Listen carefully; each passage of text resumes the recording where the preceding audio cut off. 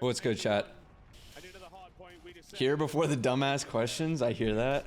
I hear that. Sounds like Ant said he might stream scrims. Will you stream that as well? If other people are streaming, I might stream it. How was the travel back home from the event? I basically just went back home Sunday night. There wasn't anything. No travel. Apparently a lot of people got sick though. I definitely missed that this event, which is great. I usually just pre-pop the emergencies, chat. So I think we're good. Some people have had sore throats and shit. Who do you think gets ranked #1? Probably Colt. You gotta have someone that's like gonna grind that shit. Because that rank shit is so much of a grind. And it's never a pro player because they just have scrims during the day, so they can't really do it. You think you guys were iced for the first map?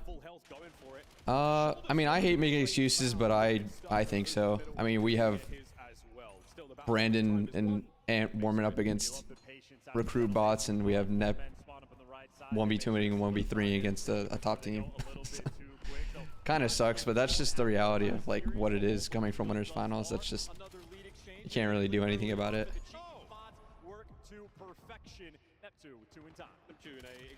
But I mean, I can't take away from what they were doing because they were absolutely shooting this first map.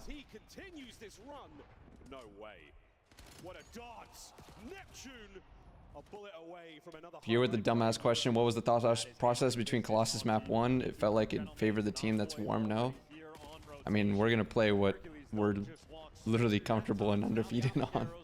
I don't think that was ever really not gonna be Colossus. Hey, Jay Hans, appreciate the sub. Thank you. Thank you for the 4 months. Appreciate that. Love the overload improvements. They were very clean. I agree, dude. We actually had a VOD session like talk right before the event.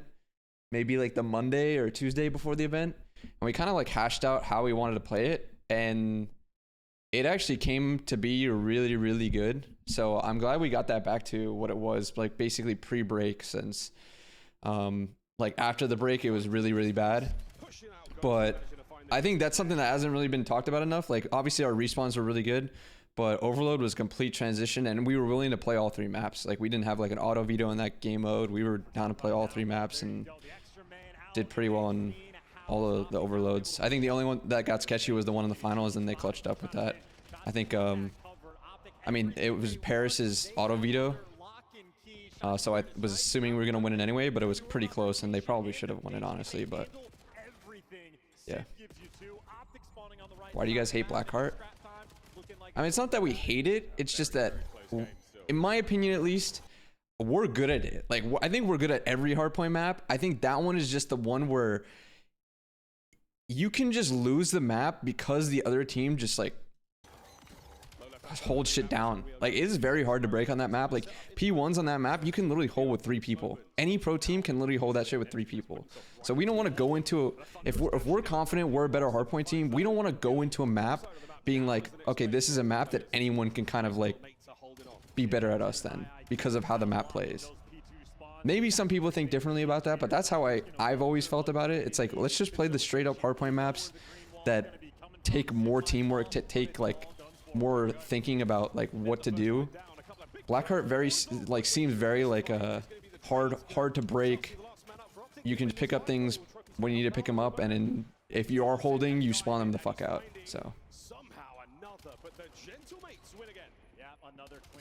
I saw an interview of Ghosty saying they're playing better at the event than their practice has been. How do you feel about your practice correlates to the event? I think we are dominating in practices, and I think it showed at the event.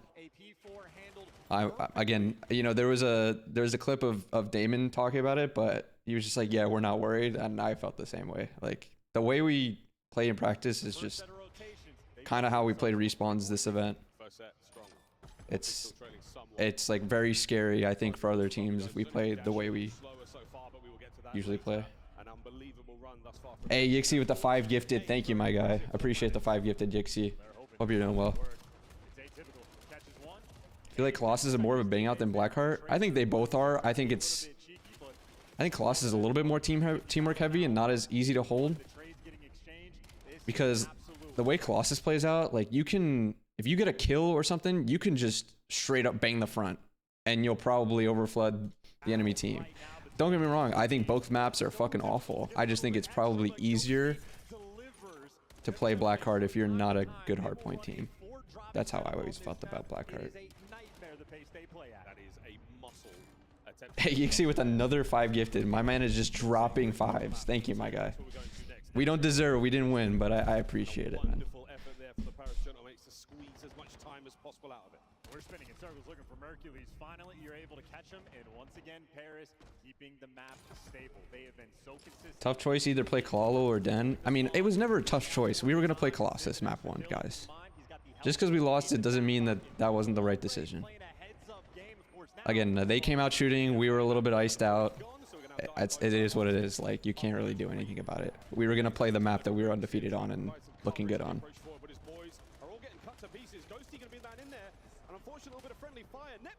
You think Scar S&D and Colossus S&D will stay in the long term? Those maps are horrible to watch.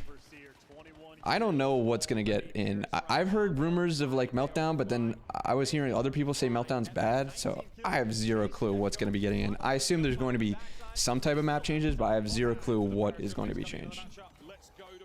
Hamid, appreciate the sub. Thank you for the 4 months.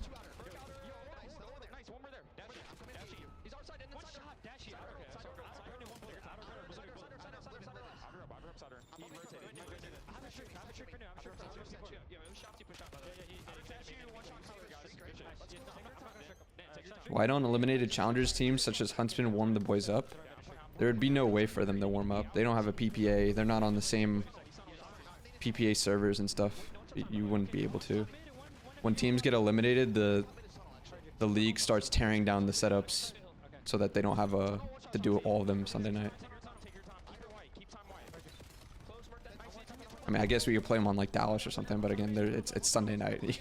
You're not really getting a warm up.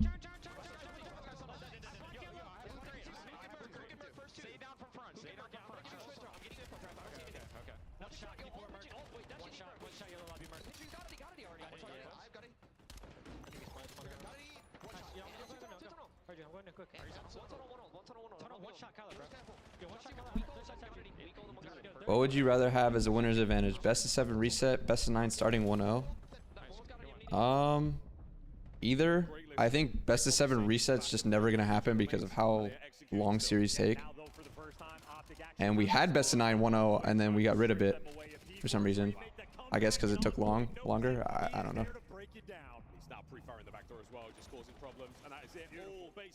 But I mean, this is nothing new. Like, this is just this has always been what the winners finals team kind of has to do. It just sucks because like all we get is an overload veto, and the worst part is that like I thought we were a really good overload team at the event and we were down to play all 3 maps, so it's like I would trade it for a surge veto or trade it for an extra hardpoint veto or some shit, or pick, I don't know. But again, Chad, if we clutch up or not clutch up, but we finish out the raid search, the entire series is like completely different. And yeah, we lost all searches in the grand finals. They've come in real hot from that lower bracket matchup, and they are soaring. OpTic though, first in. Can they find some success here? Do you think they lost first map because Gentleman's were hot? Probably. It had something to do with it. I don't think we played well, but it didn't help that we were shooting against casual bots in the back and they had a match. But again, Chad, that's just what happens. There's no way really to avoid it. Finding an angle, finding a way in over the top. Oh my word, the damage dealt. Merc's gonna hold on for a second longer. Not enough presence here, not enough hit points to stay. Is it true that when Damon said you guys hadn't lost more than 4 times on a map since coming back from the break? I haven't looked yet, but probably. Respawn wise? His entire team is spawning across the map. The longer he lives, the better. So hold it. What's the back? And our search looked pretty good up until the finals. I mean, we won all the searches. We improved on Scar with the 6-0. Unfortunately, lost to Scar, but that could have easily went to round 11. too far, and OpTic, that's a bailout moment. You deal with the They search very momentum heavy in this game. I don't think it's any different than just regular search. Search is always the same. They should do a BO3 reset? What do you mean? BO3 is way too short. What do you mean by that? Thoughts on 2 best of 7s? I don't think it'll ever happen because it'll take too long. The league would never commit to that. I think there's a better chance of it going back to best of 9 1-0, but even that I think is just too long for them.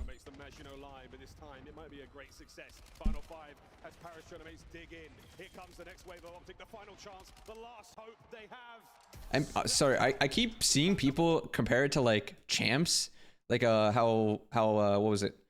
NYSL won champs from loser bracket and Toronto like started off hot. Bro, it was on a different day.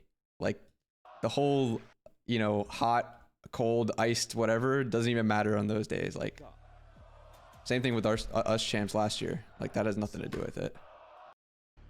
It's completely different when the championship's on a different day. This map hurt, which sucked because we were playing well for it, like a lot of the rounds. I thought we were playing really well. Could they ever do losers team gets no vetoes at all? I mean, I guess.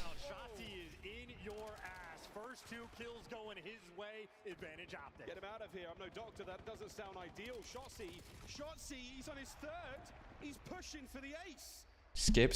No, it happened. We have to watch it. Gets this as well.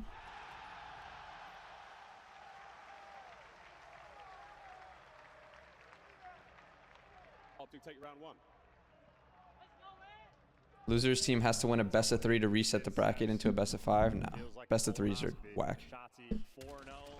Best of 3s are stupid. And the best amount of damage you're ever going to see in the first round. Flying high. That 420 damage.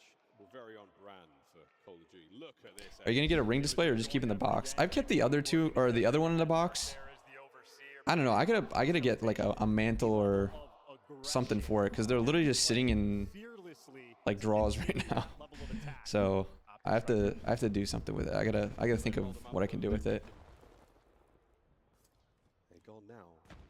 What do you think of the current state of C9? I mean, well, they don't have a team, so I think it's unfortunate that the org looks like they're going to be playing like basically the min or below the min kind of. I wish teams had long-term thinking about what they want to do with their team, but also it has a monetary commitment to it, and if they're not willing to make that commitment, then yeah, I don't know. Bringing the sniper. Sim on the other side as well, running the VS Recon. Trying not to give anything away. Hook somehow manages to thread the needle. There on the player by R. That's a huge first blood as well.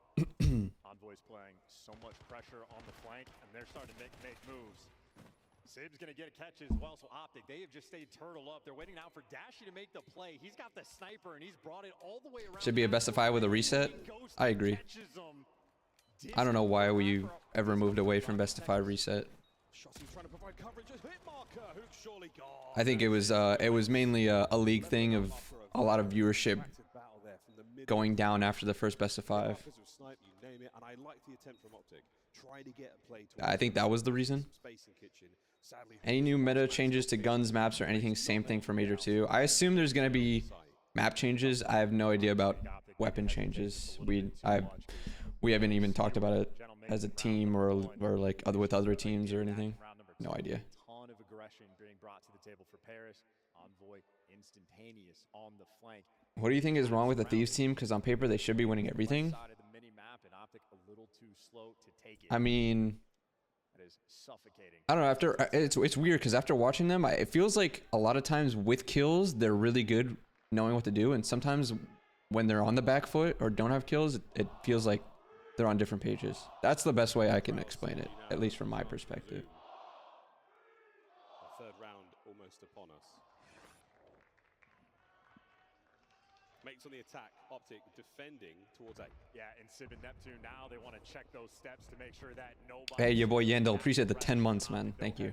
Completely switched up their defensive. Great effort last week in JP. Excited to see the boys continue to improve. Hope you have a great day. Thank you, man. Shotzi runs right at you. How do you feel about the guns in this game? So boring. Would have loved to see the NPC used a little bit more, but that wasn't meant to be. So now we're out. Mid-map coverage there from Envoy. We're trying to find some space here in the A-bomb. There's Dashi. I do think the NPC feels like it would be a better, like, true SMG. I think the Dravic feels too much like a flex. This is going to be a battle. Here we go towards the back door. Neptune over the top trying to get shots in. He's going to find damage, no kill. 3v2, OpTic upper man. Yeah, and Merc with the extra kill there on Envoy. Ghosty now trying to reposition. It's him with the AR in. Did you guys say S&D was you guys' weakest weakest mode going into the major? I mean, I guess just because I think we're an incredible respawn team.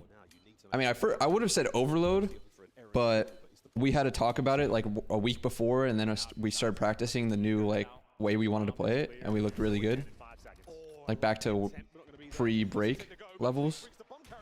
So then I guess after that I would say Search, but it was first Overload, obviously. I think during those qualifiers our Overload looked horrible, but I'm glad we were able to completely fix that. Sniper life down for Sib as well. A defensive shootout. You use any hair products or just natural? I've been using like a clay sometimes. Occasionally I'll do like a sea salt spray. But biggest thing I've started doing is not shampooing every day. I think that's the biggest thing. Obviously I'll still wash it with like just water and stuff, but shampooing like every other day or every 2 days is definitely better for my hair. Who's rookie of the year so far?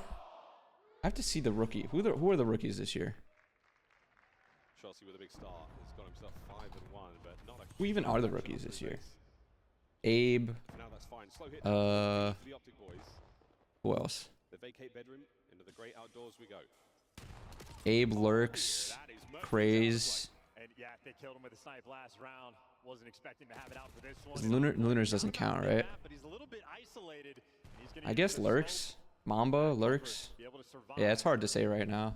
I'll between those two. Those arrows are near each other. OpTic just looking for a kill. Chelsea's still holding mid-map. Again, he can, at this point in time, you can jump over the wall. You at home will not be able to do that next week in ranked. Yeah, that's a new update, right, chat? That you can't do the zig jump anymore. At this point in time, you can jump over the wall. You at home will not be able to do that next week in ranked. He's got tons of information on mid now. Knows he can make. When does rank drop, chat? Is it tomorrow? Stays obscure now. The approach towards kitchen, and he's got Neptune dead to right. Next man up. That was a good play by Ant. Wins the next fight.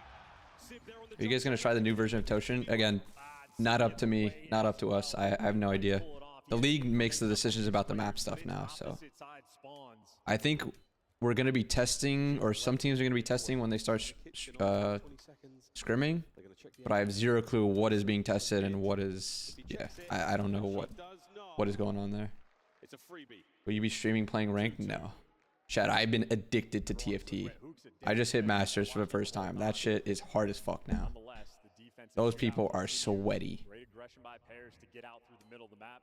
And if you control this space, you have access points to everything. So is Envoy early on. Yo, JP, would you say the best tip for Overload for a team that has little understanding of it? Have lead blockers, communicate what the fuck you're doing, and the ball guy shouldn't be the one communicating where the ball is going to be going to.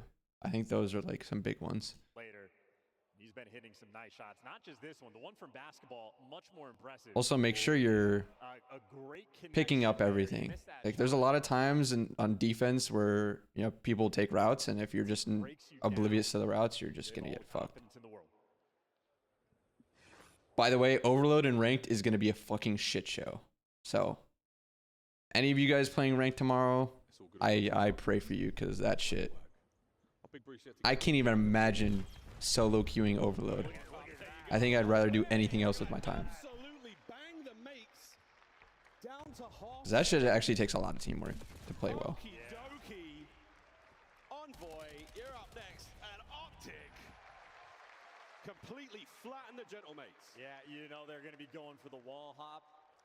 Crazy how y'all went 6-4 against M8 and map count, still got second.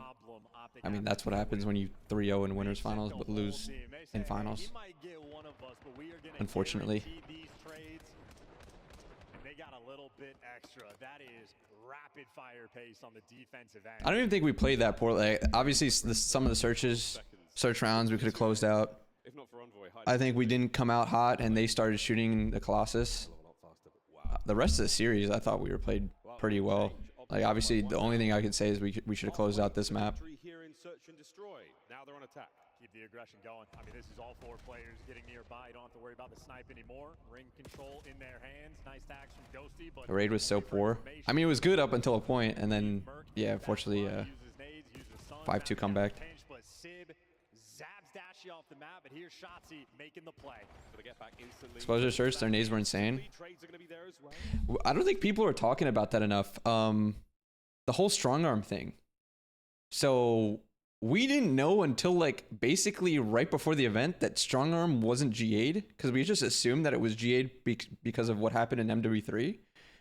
But apparently Minnesota and these guys were using it the week before the event in their qualifiers, because we were watching back their VOD. And then we were like, oh shit, is this not GA'd? We could start using it. And literally in between all of our matches, we were trying to find strong arm nades. So that's what you saw in the winners finals, the Scar one when we killed Dan crossing. When we killed Dan like back blue crossing. Remember he had the bomb. It was the 3 guys were going towards A side. So we were like just trying to practice them and do them in situations. And we knew that they would have them on exposure too. But if you see some of the timings of it, like I swear that the car one, Dante does it, but he's late to it because he does it later on. And we were late to it because we were throwing nades ourselves and we just got fucked with the car. Like if he threw it off of his spawn or at like the back server stairs where normally people would throw it, we make the timing. If we don't wait and throw our nades and we just go straight towards solar, we beat the timing. You know, it's, dude, the timing shit is actually crazy how much it changes with the strong arm names or nades. And that, I mean, they literally won the exposure search off that. What was it, 3 different rounds where we got pre-naded? I wonder if that's going to stay in the game, because that strong arm nade stuff actually fucks with a lot of the timings and makes shit much different than what we were playing before. I'm telling you, chat, we were right before every match. All right, what do we got? We got exposure search. Yo, let's practice these strong arm nades. Literally, that's what we were at the event doing in between every map or every match. Able to swing the map, he wraps the entire thing, not passively watching the pinch. He goes for the flank himself. How about Shotzi? 9-2. Do you have an idea, JP, on what the guys need to work on as a team for their specific roles to be able to progress even more?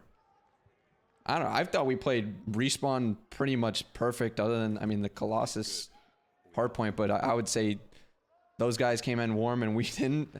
I hate putting that on all that, but I think we could have played it a little bit better. Search wise, I guess, you know, close out some of the rounds that we should have gotten, and I think there were a few rounds that we were getting blooded compared to, or like, I think we were getting blooded more than we were getting bloods. Maybe that could, I mean, help. There wasn't much to say that was bad from how we played, I feel. I mean, we won every respawn but one the whole tournament. And then we lost 3 searches and they were all in the finals. And one was, we were up 5-2. One we got smoked in because of pre-nades, and the last one could have went to round 11, so. I think we're proud with how we played, but we definitely all feel like we should have won the event. But again, I tip it to General Mates because they came out in the finals. I think the best thing for me, like progress-wise for us, was that we put together the overload again, because that really looked bad in the all-night matches, and what we talked about, how we wanted to play systematically and stuff right before the event, worked. So that was good, and we were willing to play all 3 search, or all 3 overload maps. It was amazing meeting you and the rest of the OpTic guys. You guys were all super cool. Thank you for that. Hey, appreciate that, dude. Anyone who went to the meet and greet, appreciate you guys for like coming out. Look at this, straight down mid again. so aggressive on raid. They're right down Main Street. They throw the strong arm nades. They get the jump. Round 11, Hook just got worse timing on Envoy. I mean, yeah, I think... I haven't really asked Ann about it, but I was wondering if he could have just slid towards mid. I think him getting... or like going back towards ring kind of just traps himself. And if we're just going to plant for A, like for mid, we might as well... he might as well just go mid with them.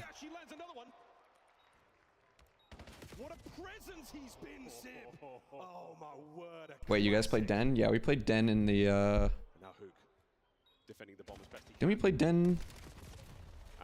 Wait, did we not play Den? No, we played Den against Falcons. Paris makes a delightful retake. And Sib, hey man, if in doubt, go prone. It's not an easy shot to hit, and the pre-aim was not quite there. Flinch playing a factor as well. If you're working on your own game at home, Surely if Ant goes to mid and not statue, they can win the game, right? I mean, that's kind of what I was saying. I mean, maybe hindsight, I don't know what he was thinking during it. I haven't really asked him about it.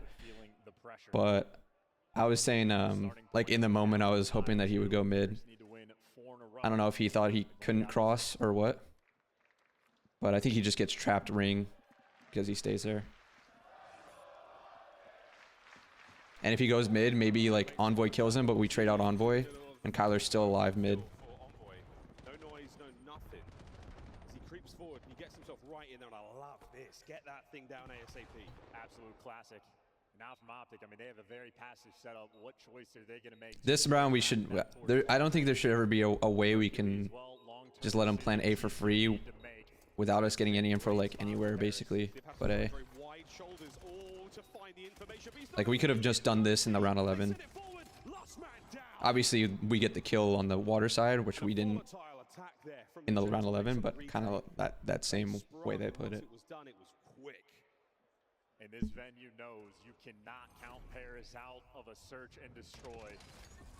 Lethal. I like the fast plan out of mates. Yeah, I mean, I liked it in round 11 too, but unfortunately, we didn't play it the right way. 3 different rounds where they have just achieved full control of the middle of the map. Envoy, he just senses it, pops the mute field, gets. You think you guys will do a meet and greet in Major 2? We made my first event. Would love to get a chance to meet you guys. Probably.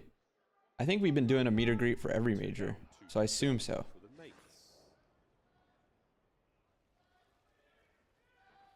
You saw that pre-nades are big in this game, so why not slow down or take a different route? It's completely different with strong arms. Completely different. Again, you go from playing the same search for 4 months or 3 months, whatever it is, and then going a week of playing strong arms S&D. I don't think I mean, we didn't realize, and I don't think a lot of teams realized that strong arms weren't GA'd because they're technically an overclock, but I think we all assumed that it was just GA'd because of even though it's an overclock, it's something you can tell is an overclock nade. You know what I mean?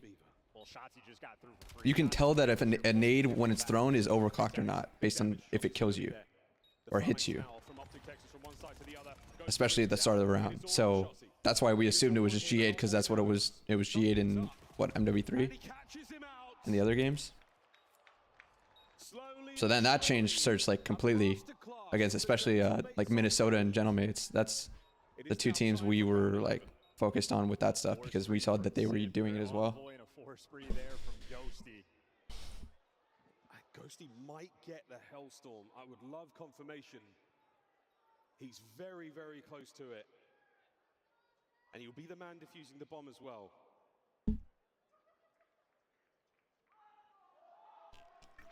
So I wonder if the strong arm stuff will stay. Because it does change search pretty decently. Holy fuck, you and Nep same hair. I guess it's slightly similar. What's the play call? I think mine's longer though, like in the back and stuff. It's good, Damon. Hook's got bedroom control. Working out towards the A side. Shotzi's making moves, but they spotted him along. Damon, someone asked that we saw that pre-nades are big in this game. Why don't we just slow down or take a different route? He's going to get away just with his life. Now the smoke is going to help as well. Gentlemates on the attempt. Neptune. Oh no, it's the round 11. Yeah, that's what I was saying. I felt like Ant should have went mid, but I haven't asked him about it, so I think he goes mid. It's much easier for us. The perfect pre-aim. And it's an immaculate attempt. He's got a hellstorm if he needs it, but there's no need. Yeah, like Damon said too. He crosses mid. I think Envoy kills him. Kyler gets a trade, and now we're just set up mid. You guys already know about Nep's jump spots. The only one I didn't know of was the Scar one. I knew about the exposure one. I knew about Kiz's Colossus one. Trying to think, what were the other jump spots that he had? What is Hook doing? That biggest one of them all, major one. And this is a fun map for Overload as well. It is snappy. You can get rally captures going through like crazy. We have seen one. You look, you had 2 on Scar if you count the one in P4. Oh, dude, I found the one in P4, but not as high, and I'm by accident, and I can never get back into it, so I just chalked it. But that one was cool. That was like a really good time to use it. But I did get stuck in that the stairwell, but I never was able to get back into it because I just didn't know how to do it. Success on this map in this tournament. Happy to see it here for the map number 3. I didn't know, but dude, this mid one though, that one's insane.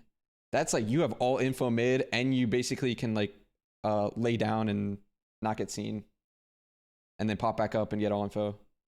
But it is Neptune that strikes for that. So you can overclock your nades, yes. At least in pro, we can. Wait, someone was saying that overclocks are going to be turned off for ranked. Is that true? So are we just not going to be playing with overclocks in pro, but we are playing it with pro, but we're not playing with it in ranked? So if they can turn it off for ranked, I think they're going to be turning it off for us too, I assume. Or what?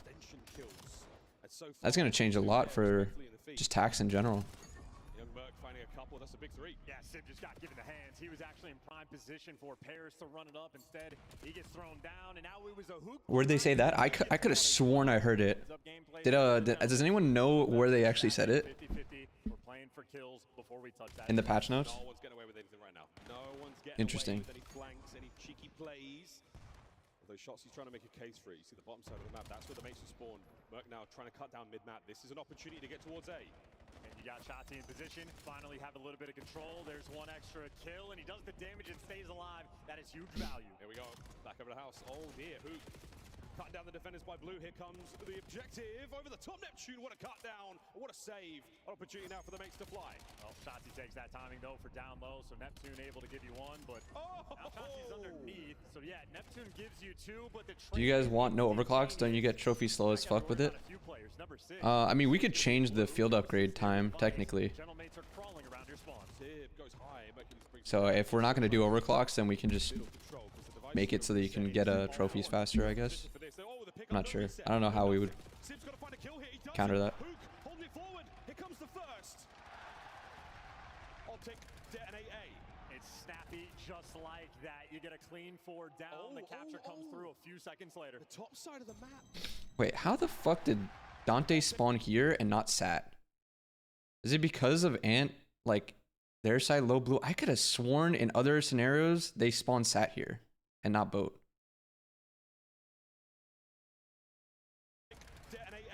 It's snappy just like that. You get a clean 4 down. I have to look at that again. I want to see if that's happened before in our practices. That's where the rally was going to take place, and Sib has overshot. Because there's no chance we know that Dante's here. Actually, no. Based on our spawn, we would know. Because these guys spawned here. We know something's a little weird. That's where the rally was going to take place, and Sib has overshot. Hook gets 1, and the device is still upstairs, still anyone's game. Yeah, you got Sib trying to keep control of it, so Shotzi has to worry about that angle. But if Sib is actually not watching it, he's just gonna. Why can only 2 players have trophies? Was that a rule last year too? It's been a rule for a minute now. They can only have 2 trophy players. I think we tested 3 trophies at the beginning of the game, but it didn't play as well. I don't remember. I don't remember how long it was tested. They need some of those kills. Close corner there from Hook. Sib, a long gunfight there. He manages to take down 1. The trade's solid. Hook holding the back line down. No coverage, no control just yet from the mates, but they're still fighting.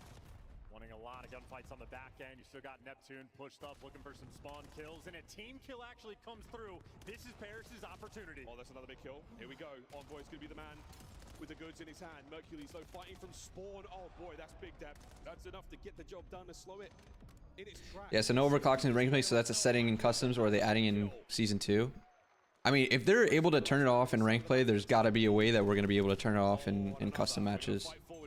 There's no way that they just turn it off for ranked play, but not for us.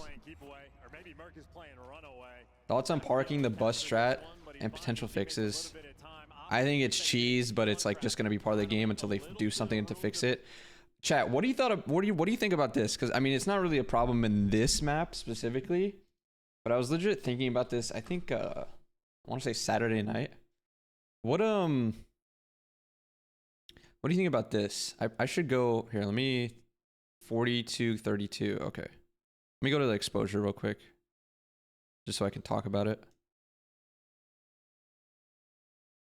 What if it happened, or what if this happened? So like if you brought the ball behind one of your points, or your both points, or like I guess the furthest part of the point, that if you died, you get like double the respawn timer or something like that. So like, unfortunately, the problem now is that teams are just camping with the ball, and then you get the kill, and then right after they get the kill, whatever it is, 3.5, they spawn back up on B. They're able to get the trades back on in. What if the ball was detected past your points, that you get a higher respawn timer if you die or something like that? Would that work, or would that be too much? The only problem I think that could happen with that is that if you're taking the ball and you're just wrapping it generally, like there's a chance that you just go behind the points. But I think in general that would fix a lot of it. The spawn traps for relays would be insane. Why? But the ball would never be past the points for the relay. I'm not saying the player being past the point gets the respawn. I'm talking about the ball itself being past these points.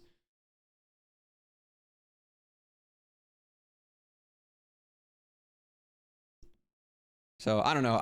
That was just on the top of my head what I was thinking, but I'd like to hear what other people think is possible ways. I don't think a shot clock would be good, but that's just me. This is Paris's opportunity. Oh, that's another big kill. Here we go. Envoy's gonna be the man with the goods in his hand. Mercury's though fighting from. I don't like the idea of a shot clock personally. That's enough to get the job done to slow it in its tracks. Can Sib keep this play alive? No, Mercury's another. Can you upload this VOD? Yeah, I'll upload this this entire VOD. I wanted to multi-stream on YouTube, but I couldn't get it working today for some reason. My multi-stream thing was being weird when I was trying to start the stream. Could teams, in theory, bring it past the point, play for kills, then back up, and relays would be easier? But why would the enemies go past the points if the ball isn't going past? All right. Oh, I guess because they're trying to stop you from parking the bus. But it's like, okay, you bring it past the point. I mean, yeah, you could play for kills, but if you die, you get a double the respawn timer. You're like out of the play for a fucking minute.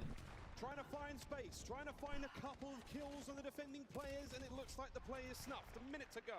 Yeah, this is iron defense coming through from OpTic. What if the round timer stops if you have the ball when it reaches like a minute or something? We'll just still park the bus before the minute. I think, I mean, what I said at the beginning of the game was lower the timer and just have this timer stop. But I'm trying to think of like downsides to that, because I feel like there could be downsides where I'm not thinking of extremes. Successful detonation. Yeah, great juke call as well. Trying to force it through B was not working. Now we reset that device to mid. They've spotted out Merc in his spawn. Merc just world start Ghosty in the feed. Still those splits. Parking the bus happens on exposure as well. Boy, it felt. Trying to orchestrate a hero play. Paris have the advantage. We're making something happen here. Big win from Dashi. We have the device. That means we will be getting some extra time. That's what I said, SimMac. I think that would be better for sure. Make it like 2.5 minutes or something. Rounds might take forever. Even 2.5 minutes, and I think it would be trying to make something happen. I don't know. It really depends. Because I can see the, like, there's a lot of times where people just have ball, but there's a lot of dead ball time too, I think. Sneaky plays again. I would like to see it get tested. I don't know if they've had internal testing with Treyarch doing it yet, but At the end of stoppage, the I'm just trying to find solutions. 5 to go, and OpTic hold it. Their backs as far against the wall as possible. A nervy moment. They keep the lead going into the second half. And listen, a couple things happening right now for Paris. Envoy 8 and 7. I like that too. Struggling in the kills column, but ultimately King Sing. Like if you have the ball past your points for a set amount of time, it'll just reset. Like if you have the ball, if the ball is detected past your point and you're holding it for more than 15 seconds, it just resets. Nonetheless, in aside number 2, it is OpTic. It's just like a detection thing. Detects it past both of your points. It says get the fuck out or we're gonna reset. If you don't get out, it resets. I don't mind that actually. That's like a better shot clock in my opinion. Because I don't like the shot clock if you have map control middle of the map. If you have a shot clock just behind your points, I think that's much better. Could they just jiggle that line then get it after getting a wave? Yeah. Good point. I'm trying to think of how the fuck could you do that, dude? Struggling, overwhelmed, 2 players there to deal with, and OpTic have the device running it straight. I mean, but it would still detect. I mean, I guess you could jiggle it, but Yeah, Merc trying to bait there with the pistol. trying to think. Same way you jiggle like going outside the map and you have that little timer. On a 5 spree, doing fancy things. But I guess they would just go forward more. I don't know. I'm trying to think of just ways.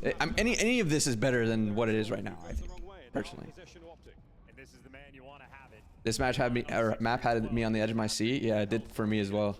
Honestly, I thought we should have lost this one. His teammates unfortunately fall. I was expecting us to lose it at the end with how the control was, or how the control of the map was. But I guess we clutched up, so. The streaks are done, and the device etching towards OpTic's half. Here we go. What a win from Shots. He gets another, and that's a safe play. And of course, if Hook's dropping the device anywhere, you'd rather it be on the P2 side of the map. It is more dangerous or more difficult for Gentlemates to score that direction. Still from OpTic, any time wasted is going to be an advantage for them. They got a Neptune behind them, but that might be the call to start pushing forward. I think they might start trying to cut towards A. They want to go for the rally. If a single player is holding the ball for 30 seconds or more, can't they just initiate a reset ball? I don't like that. I don't like the shot clock thing. Because I think if you just can maintain map control and the other team's just fucking camping, and you want to make plays but you're just moving around the map, you're still having map control to be able to move around the map. I don't think that shot clock thing is enough. Because you can still be having tempo and initiating stuff, but the other team is just not moving from the point. Like that happened with us in the Falcons Den. Here, I'll bring up this one.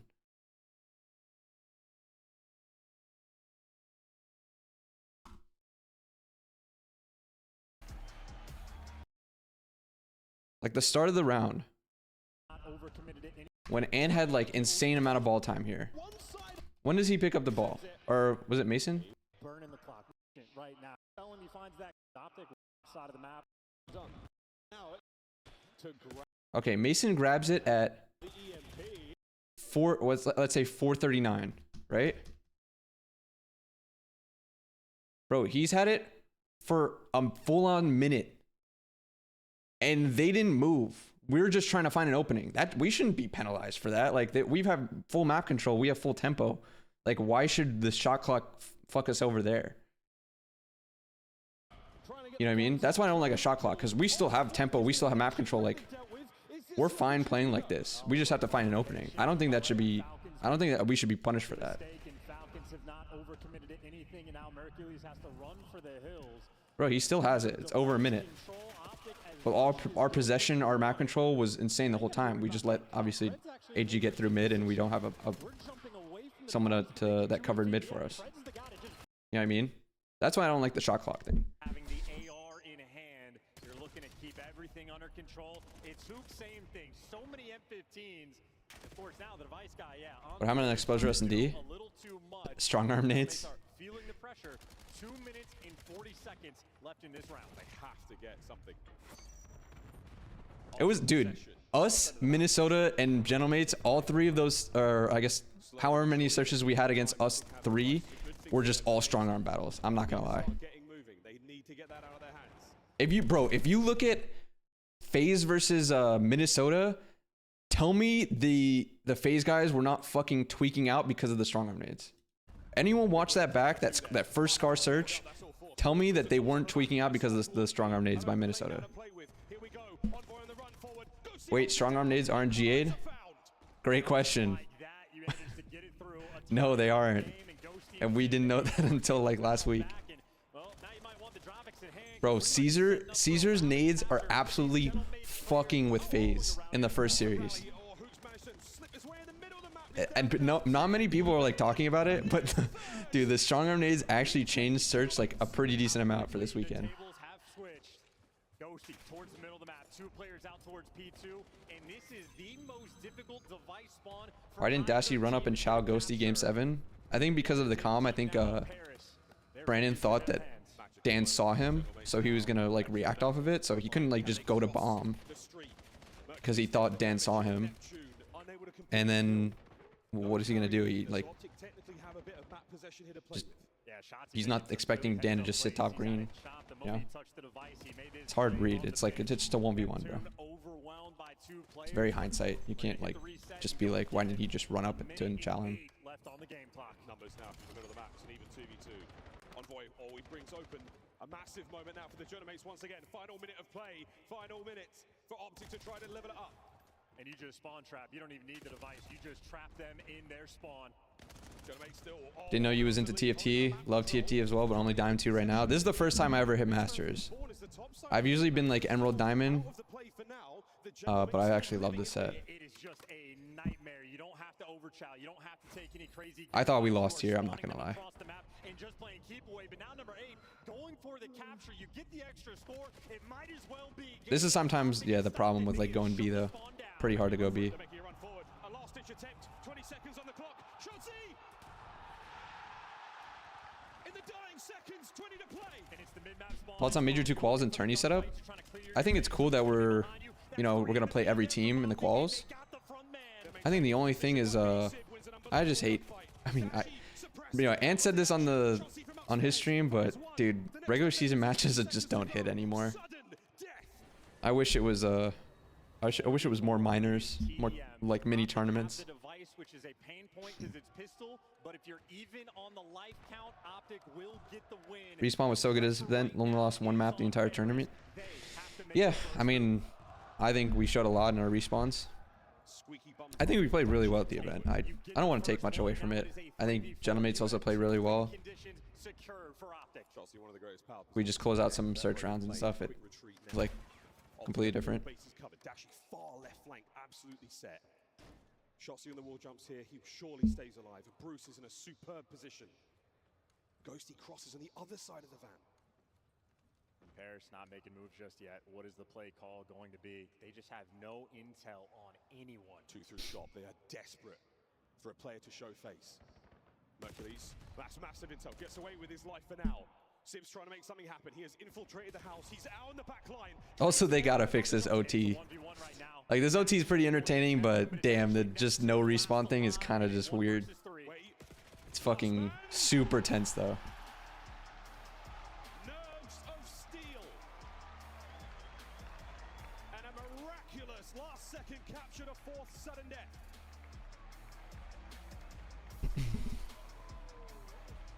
What's good, Jaybird? What would be a possible fix for OT? I think like a golden goal thing or stopwatch thing would be cool. And you basically reset. So having the round just start like stop and reset. I don't like that it continues on from what just ended.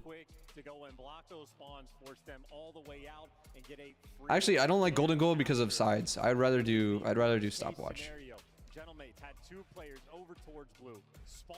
Because some sides people would prefer, but maybe you just switch sides and go to whoever had side pick, or you would, I don't know, it would be weird because then you'd be like, oh, we should do like based off kills, but the game doesn't know which side you want. Big damage. What stopwatch? Sorry, a little newer to the scene. Stopwatch is basically if a team caps a point, then the other team, the half ends, and the other team has that exact amount of time that they captain to cap themselves to win. Otherwise, they lose. Only problem with stopwatch is if no one scores, then it just ends in a tie. And it's basically just a replay. So I think they don't want replays, which is what I assume. So that's the only thing that could hurt it. The teamwork matters that much more. But we're just waiting for the highlights of Shotzi with a clean movement to find his way through. Absolutely the moment of the match. He does a sort of backslide. What did Shotzi and Hook have you do right after that? I couldn't see live. I think Ant wanted like a Rice Krispie or some shit, and Kyler wanted like his drink refilled basically. I think. Dude, he was like, "Yo, can you get me like a Rice Krispie or something?" I'm like, "Rice Krispie? What the fuck?" I was like, "Sure, fuck it." And there's the slide forward to equalize with 20 seconds to play. Unbelievable. And, you know, all the criticism Shotzi has had this year. He's 48 out of 48. What did Uplink do for a tie? It would just be a reset of the map, like a full reset. And when their coach JP talks about Shotzi as a player, he describes him as AI. Just an insane tree that this guy builds out in his mind of what types of plays work, what type don't. He had so many and one-upping them. Into the fray we go. P1. Do the boys have any superstitions before the match? I don't think so. I mean, I think overall, general, I think Brandon is always like, I gotta have like a good breakfast or something, and then get to the venue and shoot bots or something. But it's nothing like serious. I don't know. You'd have to ask them. Give me 1 second. I'm gonna go to the bathroom, but I'll play this map out for you guys. This map is bumping. The strong angles held here by both our teams. Civ with the first blood and Shotzi. We knew wall jumping was going to be fun for him all year long, and so far Neptune as well. What was that? Mercules, see you in the next life. He doesn't miss very often, but when he does, Neptune makes that look good. Initial control, but only for 4 seconds. These guys really want the kills first. Who can defeat for 3 as well, but Neptune cannot be stopped. No way. Finally, Merc gets the get back, and well, OpTic at the lead. We get free spree out Hook as well. Whoa, okay. Taking that one personally now. 10 seconds to go on P1. P2 to the top side of the map by the Tangler dash he is. And it's the AR hotspot. They don't have the information on Neptune just yet, but Hook is going to be there for the trades.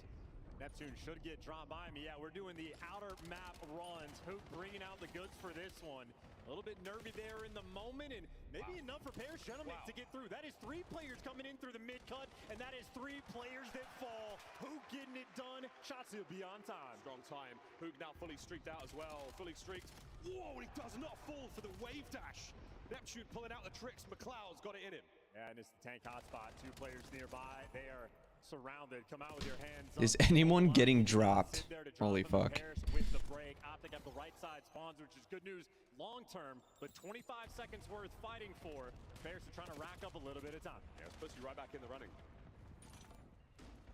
Here comes Merc on the attempt. Only man for OpTic over here. Do people really hate control that much? I mean, I think it was just boring most of the time. I also, personally, I think Overload takes way more teamwork than Overload.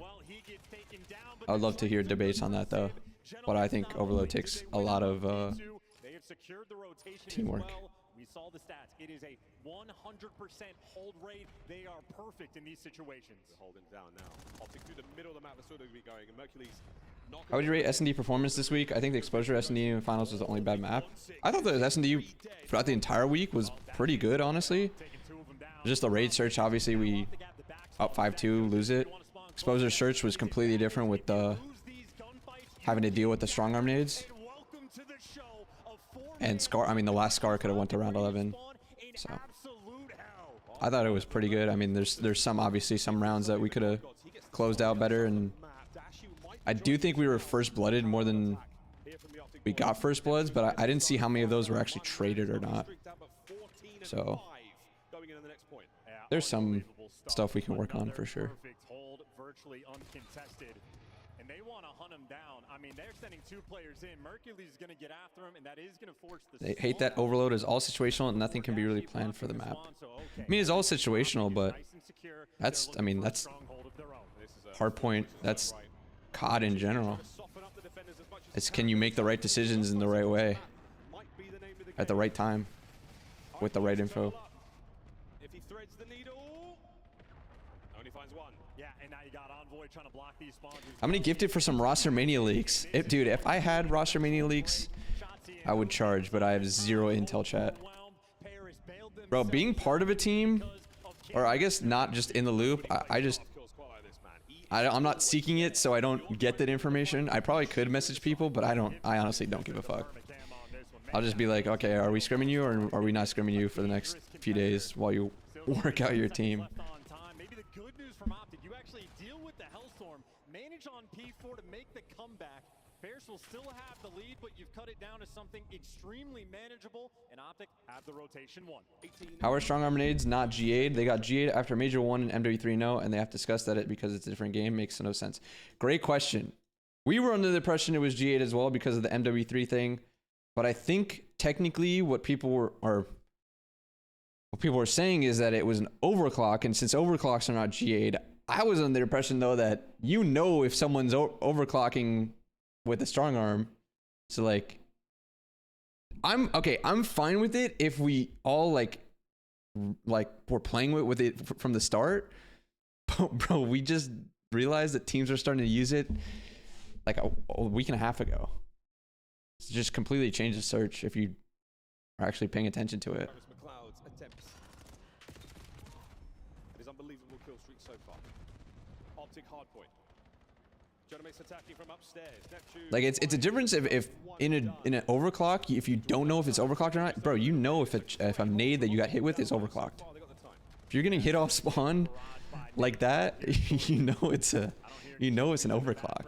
You know what the capabilities are off spawn. As long as you keep that top mid safe, the Dashi will be able to stay alive on this pillar. Isolates the gunfights. Envoy's going to bring down another, and here comes the contest. I just assumed there would be like another, I don't know, announcement or vote about it because it was GA'd back in MW3. That is going to come to him in short order. Dashi with a nice moment to strike, and Hook has one in the back pocket as well. Is this Merc Posure? Yeah, it actually might be Merc Posure. I don't remember how he did in this map, but he usually fries on this map.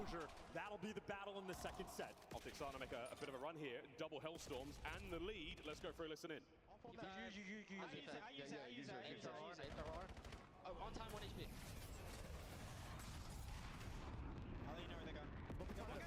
Yo, one guy's RP4 behind you, inner solar. Behind you, inner solar. And one guy's their top server, bottom server, I think. Bro, I love the urgency of Kyler's comms. It's so funny.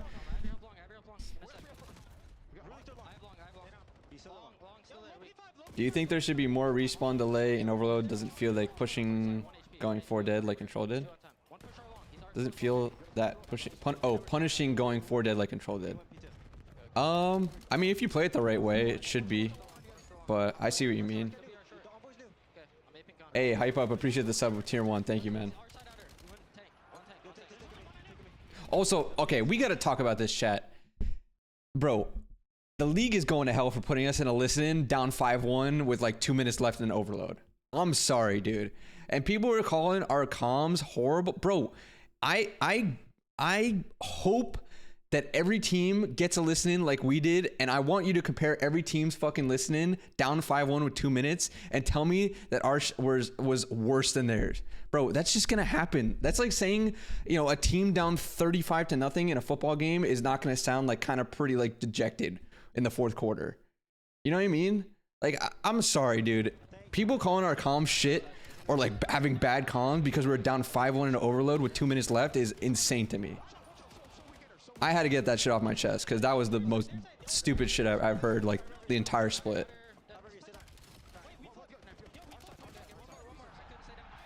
Oh yeah, this game's unwinnable. Let's still be like hyped as if we can, you know, bring this back basically. Bro, bring down 5-1 in Overload. You might as well like, I don't know. You might as well end the game there. I don't want to say that, but like being down, dude. There might be one 5-1 comeback this entire like year, with that much time left. is over flanking. Pick that up. Pick that up. Yo, just hold it. Ice one on US ult. US ult. Kill this guy rolling the US ult. That's what I'm saying, bro, Mamba. Like, dude, putting us in a listen in that is so criminal. They're actually going to hell for that.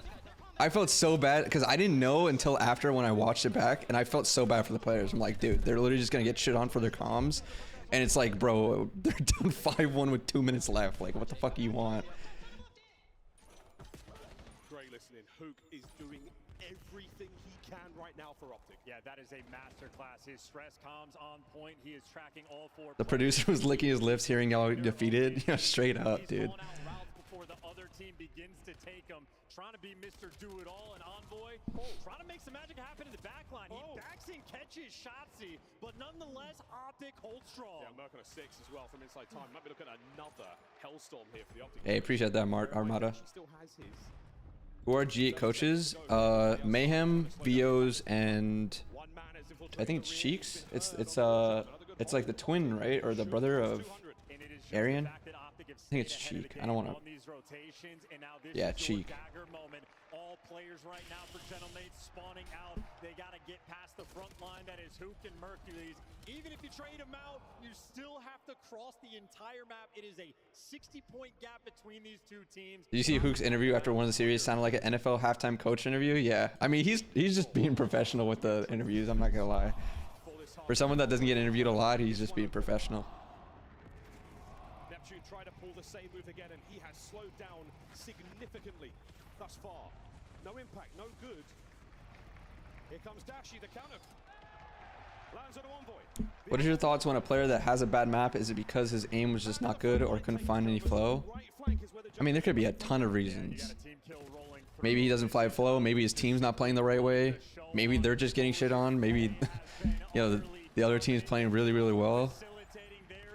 Maybe his aim is not. I mean, it's not really an aim thing. I think it'd be more so like he's just not gunning. Like sometimes it just happens. You're not gonna drop 2.0 every map. And every time you kill Neptune, you can breathe a big sigh of relief. Problem is, we have learned multiple times in this tournament alone how dangerous of a team Paris is. This is the 4th Hellstorm Paris has had to deal with, and this one is going to do some damage. OpTic are in the new time. Slower there, so trying to get some splash on a Sid. Bottom side of the map cover, Dashi should be good here. He's going to get his trophy soon. Soon. Oh! That's a big bang! And that's the leveler. Here in the grand finals, 2-2. What's next? The search, right? Oh yeah, this was strong arm central. The action over towards B. OpTic have crossed the halfway mark. But there are plenty of mates here to deal with this one. As Sib shown. Oh, Shotzi, whatever V, you want mate 3. You didn't see that. Envoy finds 2. The fact that the minimap isn't fixed is insane to me. Oh, dude, I completely forgot about that. Yeah, it still hasn't been fixed. That's actually hilarious. Wow. And that is a man advantage now for the mates. If Merc is alive, the round is not over. You had Shotzi get an ace in the first round of the raid. Merc has the opportunity to do. Do they look at each other's screens during deaths or streaks in hardpoint? Some do. I know Ant does. I know Mason does. I don't know much. I don't think Brandon does it as much, and Kyler. Definitely Ant and Mason do it the most. To that bomb site. Recover that bomb and plant it. And this is respect as well. If they're turtled up in their spawn, they're going to give up the plant and then regroup for the checks. I'll take that. But massive respect being shown. Oh, back we go though. Envoy Neptune now toe-to-toe. Can the Miracle Maker conjure up something special here? Envoy, great round he's had so far with a 2. One thing I noticed about this OpTic roster is even if they lose a map, they just forget about it and go harder the next map. They don't get down on themselves. Yeah, I mean, that just comes with the confidence that we're playing with it too. And it's not enough. The Gentlemen get it done. Damn, there was a... Dude, I thought the Kyler one, I thought he actually clutched it. I started dapping up Damon.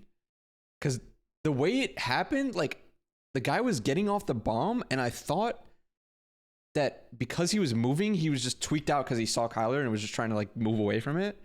But he had already defused it, like, basically a second and a half ago. Once he sees that red dot on the minimap, he just has it calibrated in his head what the timing is. Do I stick this bomb? Do I play for the kill? literally a 0.2-second difference there. And of course, talk about high IQ. See exactly what Neptune. Yeah, this is him trying to get into it. We knew about this one. This is just very, very situational. I guess it's good in, you know, search if you just want to hold Checking on that one. like P5. Well, for now, though. Like you're never gonna do it in respawn, really. Oh, and Sib has managed to land it. Hot stuff over by the solar farm. Yeah, establishing dominance there with the boomstick. Now you got a 4v3. Oh, And baby! look at that. That's Give him another. a pixel. He takes a mile. He's gone and got another one. A bit of information passed over now from his mates and the big gun. Here it comes. He's got a long line of sight to work with. Oh, no need. Ghostie's found it. Last man left alive. Mercury's gone. Might be a stupid question, but do you guys come out with the mentality to try and 4-0 them? Sib, big 2 in that round, and you can see him chirping. I don't know what you mean. I mean, yeah. More confident. I think you're not trying to lose a map ever. I think I don't know what you mean by that. I just wonder if he's like, it just looks like a jump spot. It looks like a jump. It looks like he might be also just trying Appreciate that pre-lect. Possible. Again, the information. Do they boys feel like they lost because of the jump spots? If they felt like they lost because of the jump spots, I would be really pissed off at them. No one thinks that way. No, please don't ever think we lost because of the jump spots. And a little bit kinder to them on Championship Sunday. Hookah bomb carrier going down low. 3 members of OpTic now through the middle of the map. You think Karma needs to go Jersey Jerry mode at EBC? I don't think so. Opening trade. There it is. Done. That's what I was looking for. That's Yeah, it. You got it. That's it. Well, the bomb has been dropped to the. Oh, look at this. Yeah. Treyarch's in the house, guys. Don't worry. I mean, you know, for some like the Kismet spot, broken. That one might just be legit. It might be new tech. Heard Ant has some spots he didn't use at Major 1 in his bag. Well, whether he's Maybe. I haven't really talked about him in spots. He kind of just keeps some of those. I try and find some too. Got another one there. Bump line over towards A now. But some are just like very situational. That was a good one. Like Sit this one out. I had found this one. I found the Kiz one as well. Dude, I found the Kiz one like week 1 of the game. Close to the hook. No, he's not. But we just wouldn't. I know we never played Colossus Surge. Oh, we're going back. This one was just a bit hard to get into, but like once you actually get into it, it's insane. No connection. We go low. What's your favorite comp in this set TFT? I've been just farming with Ionia. Ionia Force is Forward 2-1. just so free. took down the cheeky spot. First blood doesn't matter. OpTic able to get on. Were you able to watch any challengers this event? Not really. Maybe some in the mornings before our matches, but during the events, my main focus is just all the pro stuff and our matches. Letting Neptune know how proud they are of him finding that Is it me or is JSOC A Overload, BS and D impossible to get to, but Guild Overload is fine? I'm not gonna lie, I don't know what JSOC and Guild is because I don't spawn in that way. But if you tell me which side, so B, what B search is the solar one? Like which ones are you talking about on this map? This I'll say. I think these two are the easiest to cap, guaranteed. These two are harder. I think it's, if I had to guess, this is the hardest one out of all of them. But I think this is also the easiest out of all of them, if that makes sense. So like attacking from ringside, you have the harder one and the easiest one. But then these are kind of like balanced, I feel. No sniper. Oh, I meant to say on Scar. So if we're looking at Scar, let me 119.06. Let me remember that. I think these are easy as fuck. I think this is the third, and I think this is the hardest one to cap. If I had to guess, I would say 1, 2, 3, like that. If I had to guess. How about that in the grand finals? OpTic. But A and B, these two, I feel like could be even. This is much harder though than this. Oh, was it 119? Well, rally successful now. Fying as Dashy finds 2 though, so goodness gracious. 2-2. OpTic tied up. For vetoes, are you trying to get 7 good maps or your best 4 maps? Running it down the middle of the map. OpTic have had I mean, ideally both, success but when they are bringing that level of aggression to your the best table. 4 maps, And if you send shots probably into solo prioritize the there, best what ones, happens yeah. is Ghosty reads them, gets support, eventually they isolate the gunfight. If you're going to, On his back pocket you know, grand finals and half of the maps aren't good maps for you, then I don't even know how you made the finals in the first place. Play calls from OpTic these past 2 rounds have been on point. Yeah, 6-1 for Mercury's so far. Are you able to tell us what wrong in the exposure S&D? I mean, they played it well, and then like what 3 rounds we get pre-nated with strong arms. Again, we knew about the strong arm nades too. Don't get me wrong, but they were clean with them. It just changed Search so much this last week. Get out of here, mate. That's my side. Nep's going to be good for that. That's going to give a big advantage right now to the Paris Journal, mate. Oh, it's over. Mercury's left alone. Wait a minute. Paris Journal mates take the lead. How does the team stay warm when waiting for losers finals? Hard. Bots, bot lobbies. That's literally the only thing you can do. I mean, it kind of sucks, but I mean that's just the reality of the situation. After winning winners finals, you just don't have a match, and the other team does. Not a team to let that one slip away. Stop the bleeding. Kill the momentum of OpTic. You guys give any insight on how the team was after the grand finals, or you want to save that for the process? I mean, the team was. I mean, we're fine. Like, again, I think we were doing really well in the tournament. I think we had a pretty good tournament overall. I was just, we kind of just needed to close out the raid. Like, in-game personality, you know, we could have went round 11 in the last search as well, but you know, respawn wise, I thought we had a really clean respawn tournament. You know, we lost one, and the one was the Colossus hardpoint, which we were like really good at going into it, and kind of got. I don't want to say we got iced, but I feel like we did a little bit. You know, they came out of a game 5 grueler with FaZe while we were shooting bots. Like, I think there's a lot to be proud of, but also just sucks because I felt like, you know, losing 3 searches in the finals, it's going to be very hard to win the finals with that. Players way back now, 20 seconds to rock this one. OpTic might have the manpower, but they don't have the time. You've got to make something happen. Lad's got to commit. Ghosty finds another one through mid. He can't get in there with the next. And it's all down to Sib. All down to Sib. And he's going to try like he might. I don't think 5-2 comebacks are just. I don't think that's like a thing. I think the whole 5-3 comeback, 5-2 comeback thing is just a myth. Just happens sometimes. Most of the times people just close it out. Situation, even with Ghosty like a psychopath flying out the middle of the map, there's just simply not enough time, and you are never going to read Sib wrapping over. Gotta lose winners finals on purpose next time. Yeah, that's not happening. Good stuff there out of Sib for the clutch. Credits Envoy for the plant as well. 4-2 lead for Paris. There's a moment of tension there, and a moment like 5-3 thing is just confirmation bias. Exactly. Take a little too long in the wrap. Yeah, I got both kills. But we've already seen the diffusers come through. B-bomb site is where we saw it, and that's. Could you guys have scrimmed Huntsman or something before finals, maybe, or is that impossible? No, it would not have been possible.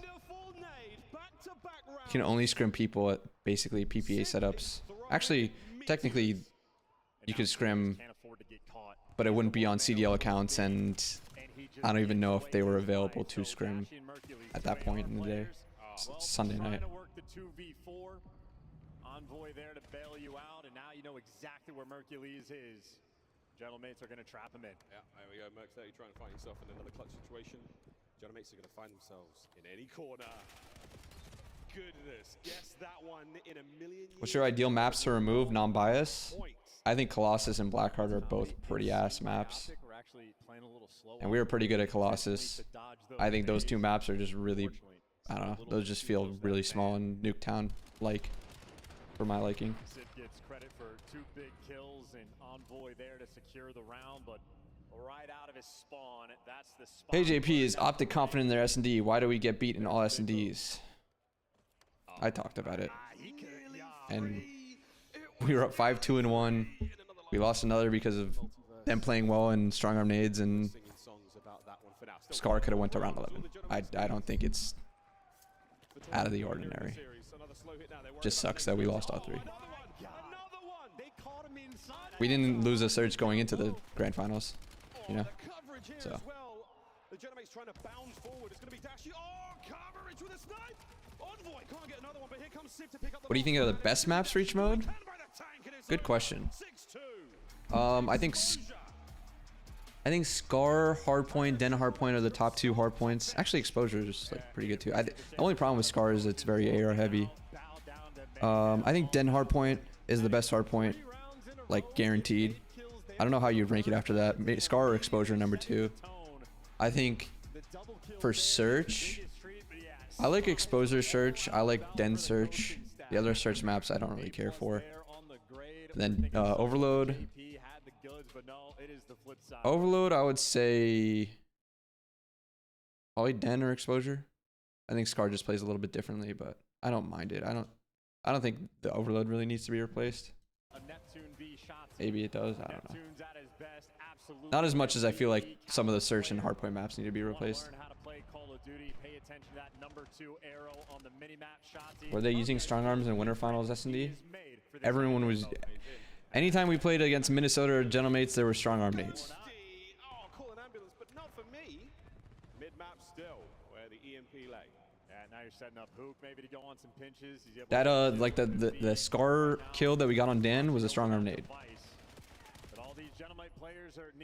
You can't get that kill without strong. You can't get the like the Dante 2-piece car nade without strong arm, right? So. He's causing problems here. Stun connects as well. Where could he be? Oh, one by big win. Possession goes to OpTic. Dashi will be the front man. Strong arm or perk or nade or augment? No, it's overclock. Are you guys streaming already or still on days off? Still some days off. They don't have the same information we do, but they get just overwhelmed by this zone. That's 3 in the feed, 1 man to beat, and they don't know where he is. Never see OpTic play Den for some reason. I mean, we were down to play for Overload. It was just a lot of it's matchup based too, and we never vetoed it for search. I don't think that was Gentlemates' veto in both series. The Den search. That's like their auto veto. And then hardpoint. I think it was matchup based for hardpoint as well. But we knew that they basically auto veto Blackheart as well, so and they knew we did, so that's why they vetoed Colossus, or they vetoed Scar, and then they vetoed Colossus and then they vetoed Scar, and we vetoed Den versus them both times. Over the top, we may be flying. That's going to be a big stun. Not enough to stop the runner. Not enough to stop it, and it's going home. 1-0 to OpTic Texas. Did it change the map pool? Not yet. I would be surprised if we didn't have some sort of change. I just have no idea what those changes are going to be. Your spawn dealt with. He's only able to get 1. The minimap looking very mixy. You got fights all over the place. Do you feel the boys kind of gave him some rounds early in the Scar S&D by limit testing with their setups on D? Number 1 damaged over the top. Lovely work. The second goes through. They've maintained presence, but they have to cross to the bottom side of the map for the next device. I just feel like you always default until you get a feel of how the other team plays offense on Scar and switch it up. I mean, that's kind of what every team does. Feeling the heat, feeling the pressure, trading feeds, getting the kills. It has been a trade fest, and Merc knows can't do this one by yourself. Need the support. Let me back this bad boy up. It's the importance of possessions now. You dictate the play. You now pull the Gentlemates where you want them, but great work there from Envoy and Sib. Find their respective kills. And a worthwhile attempt, but not enough. Now, you do have the device in a position where Dashi can keep an eye on it.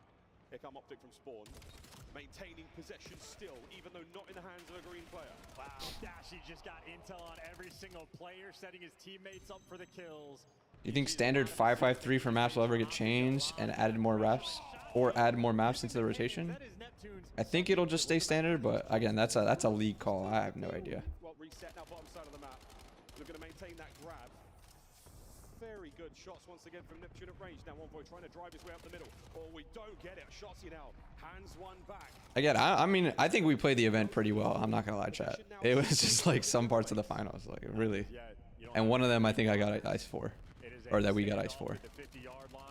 I think mates came out shooting the map 1, and then they won all 3 searches. That's literally what it comes down to, chat. But look at what they're setting up on the minimap. Maybe a little bit too much. Neptune is able to get 1. You got Sib in the spawn. The top side of the map is the open lane. Oh, he gets brought down by Shotzi. It's a 1v1 right now. It's a 1v1 and it's 1. You think it would be a good idea to have tournament losers scrim the winners? Have tournament losers scrim the winners bracket team for extra chunk of change? I mean, you could pay them, but that's insane. OpTic with a possession. Mercules, the flank complete. and it's an open run to the B goal. Yeah, Dashy waiting for the teammates. And you know Dashy with the pistol in hand, it's basically a primary. You lose the lead charger and, well, lose the thread. 22 seconds left to go. Also, I don't know where you would play. Like, again, they would have to play at their home setups or whatever. The problem is with the PPAs, the pro player areas, they tear down the setups after a team gets eliminated. So, like, I don't even know where they would play. What are your best idea to get rid of stale stage the stale stage of online matches? You just make weekend tournaments like the Monster 75K. I think that's so much better every single time. I would rather have a Monster 75K every other weekend than any regular season matches personally. What about LAN League? I don't think that changes how people look at regular season matches personally. Maybe that's my take. I don't know. I don't know. Maybe that would change, but I still think just regular season matches are just boring. I think having a place for something throughout a weekend is so much more gratifying, so much more fun. I think as a viewer, I would like following it throughout the weekend would be so much more entertaining personally. Plus you get more real reps, bro. We're going into... Wait, what was the tweet? Chat, do you remember the tweet I posted? Bro, we played more maps during the Monster 75K than we did at a certain point. Like, what was it? Like, what, 6 matches into the stage? Yeah, look. At this point, January 15th, we have played the same number of maps in the league so far as we did in one weekend of the Monster 75K. That's insane. That's like crazy. They come in twos, the rally now. The Genoate's very able to tie this up quickly. Will it be a repeat of... What exactly makes Merc so consistent? Like, obviously he's a shooter, but he seems to be more consistent than every other player in the league. I mean, he's a shooter, he's very smart. He just is situationally very aware, and he knows what the fuck to do. And he's good at it. Like, he's a very, very good player. Well, taken down by Envoy. He's trying to open up the top side lane. And you're able to get some of these extra kills. This would be the go moment. That's an ideal situation to find yourself in, but now you've lost a couple of battles in mid. You don't quite have the perfect lane to work with. Oh, good God. You're desperately trying. Manpower in the middle of the map right now for the Gentlemates. Possession possibly theirs, but again, it's a wonderful war of attrition fought by both teams. And we saw a pair of Gentlemates on this side before. They just struggle with the device to actually get that thing moving. And they're going to struggle once again. You're trying that with a pistol, and well, it's Neptune. He can do what he wants. They're trying to make something happen here. Neptune still... Chat, we were going to play Gentlemates on Colossus map 1 if they vetoed Scar, guaranteed regardless. Bro, I don't care if they won it versus FaZe. We were undefeated on it going into it. We just got like somewhat iced and they came out shooting. I don't know what to tell you, man. Like, that's such a hindsight like decision, dude. Sure they don't make any mistakes, keeping ironed up on defense. Hook's taking a route. What were the comms in the round 10 on Scar when it got to 4v2? They didn't see Nep because he went behind the car or whatever, so they only saw one guy, so they were just gonna ape him, which I understand completely. You're not expecting the other guy to be there too, and it just so happens that he was there as well, so we just kind of got fucked. I think the only thing you could say is maybe you wait to guarantee it with Brandon coming off like from gens through mid and wait for him, but dude, like, it just sucks. You didn't like, they didn't see the guy and they just thought it was one guy there. And at that point, if that's how the decision was made, I completely understand the decision. The bottom side of the map now is looking very green indeed. 3-1 with 2:43 to play. Neptune fights his way forward. You're going to slow Hook down here big time. Surely overwhelm him. Oh my God, what the hell? Ain't no way Ghosty picks up that trade. It's still bottom side of the map. That's what we're fighting for now. The lane open. And a big win for OpTic. Why don't winners get an advantage in finals? We do get a slight veto advantage, which is we get to veto an overload and they don't. We also get to pick map 1, but they pick maps 2, 3, and 4 basically. So the whole pick thing kind of is weird. 2 minutes for 2 captures for Paris. It is gonna be and then we pick map 5, and then leftovers 6 and 7. Of their year. Dashi continues the prowess on the lower side of the minimap. A device difficult to pick up. Nice shots rolling through, but for Paris, they just do That is no advantage. Yeah, well, that's just what it's been for the last like 2 years. 2, 3, and 4, yeah. That's how Team B works. Team A picks map 1. Team B picks map 2. They also pick the first overload, which I don't think they should. You know, they don't get the overload veto, but they should not be able to pick the first overload either. And then they get map 4 pick as well. And then we get map 5 pick. Then 6 and 7 are the remainder maps. Berkeley's got to find the kill here. Envoy down and out. A tactical retreat. Makes his way to goal. Mason Ramsey. I was actually, I mean, I didn't tell the guys, but I was actually thinking of possibly picking Team B just because we were down to play any overload. And it was just like the 2, 3, 4 pick is kind of insane. But I felt it was just faded. Like, just not getting overload, like not taking the extra veto when you could. I don't know. It's stupid, but I think the overloading, which maps you want to play, 2, 3, 4, feels like very good. But it's going to be Hoop on the back line. You have done it. And the first major of the year, we're going to map 7. Shotsy fighting in. What an effort it has been from the general mates to get this far. But you do get side picks on each overload though, so I guess that's, bro, it's literally an overload like advantage. that's literally it. Like that's the only thing. It's like a slight overload advantage. And when we're a good heart overload team, that kind of sucks because it feels like we already have the advantage. But whatever. I mean, that's just what it is.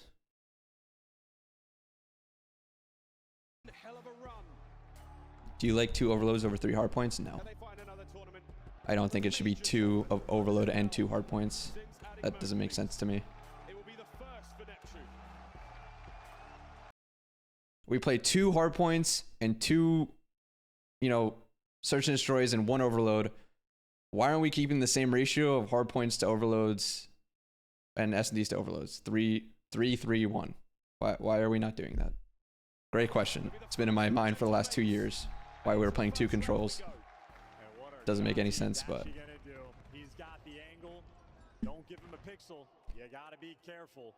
No one showing face. Great question. Sniper will be played with another round. Net once again getting tricky. This one I didn't know about. I don't know if Ann knew about it. I don't think we knew about it, but this spot's insane. That's just like free min info, and you can stay down from it. Absolutely throws this round into disarray. That'll tip. I'd never seen that one before. That was the only one that I hadn't seen. The other ones we'd seen, that one looked insane. Another kill. You trade out Shotsy. He just gets way too over aggressive. Other than double best of 5, what format would be better for finals? Like BO9 with 1 map lead? Yeah, probably. I mean, that's what we had in the past, but we moved to BO7s. And see, the difference is, chat, like if it happened on a different day, I think that it's fine. It's the fact that it happened, like the winners finals happens and then the losers finals happens and the winner final team is just chilling there. If it's a different day, like both teams get iced at least at that point, you know what I mean? So that's why I don't like I don't mind it with like champs or you know, something like that where the finals itself is a different day.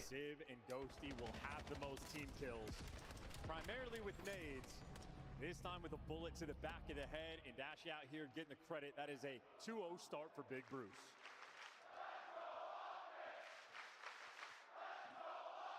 It's a stair glitch if you're prone, yeah. I guess so. But he's not like challing while prone, so I guess it's not. I don't know. That is 7 rounds in a row. It's a good spot. On Scar S&D versus Paris. I don't know if it'll get it'll probably get patched in the next patch or whatever, if I had to guess. Over towards blue. If he's watching the pinch, that means you're buying time for either Shotsy or Dashi to get that first blood. It is a slow. Octane was complaining about teams maybe playing the same exact maps on a bracket reset if that was the format. I wasn't really understanding. I would think the team from winners would make different vetoes. Yeah, I would assume there would be different vetoes if they lost it. A delicate game here against I mean, they may play the same maps, they may not, but you still have to win 2 series against the team. Can Shotzi find something? Oh, it's a brilliant catch from one point on the other side of the map. They were initially inching back to A, but apparently they I don't know, something with the call, what they were saying, they weren't feeling comfortable. They'd rather just continue with the B with what they saw. Ghosty once again with the wall bangs. Ghosty, can he find his second? Just a on the fly call. Again, it's game 7 of a finals. Still a 2v1. He's got to go get I'm not in their mind. If you can cross out, try to make something happen. Terrible timing. I don't mind the call either. Again, it's 4v2. We just kind of get unlucky with the hopping up when we don't see the other guy. Might have just fallen asleep on the job. No, Envoy. Cuts him down in the middle of the open field. 1-1. Every time you need someone. Find it crazy that every team from winners gets 2. Again, chat, this is what it's been for like 2 years World champion, or more. Ever since CDL started, we basically had this. in the depths of spawn and effectively It sucks. Yeah, don't get me wrong. I don't like it too, but player Envoy is. that's just what it is. You look, he hit him right where he hit him. Keep in mind though, Sib will in fact scam. Shots gets that first kill, and you go Charles for the next one, gets traded out. Gotta be careful. Might be dumb, but couldn't they make it so you have to play the vetoed maps in a reset? I don't think that's legit. I think that creates weird inconsistencies. Oh, we're running the flank, by the way. Shots You're just changing the vetoes because of a reset. in search and destroy. I think you just. Flying at you and applying the pressure, and yeah, we're getting squirrely. I don't mind having to play the same fucking maps. Like, I don't think that anyone should mind that. The round gone.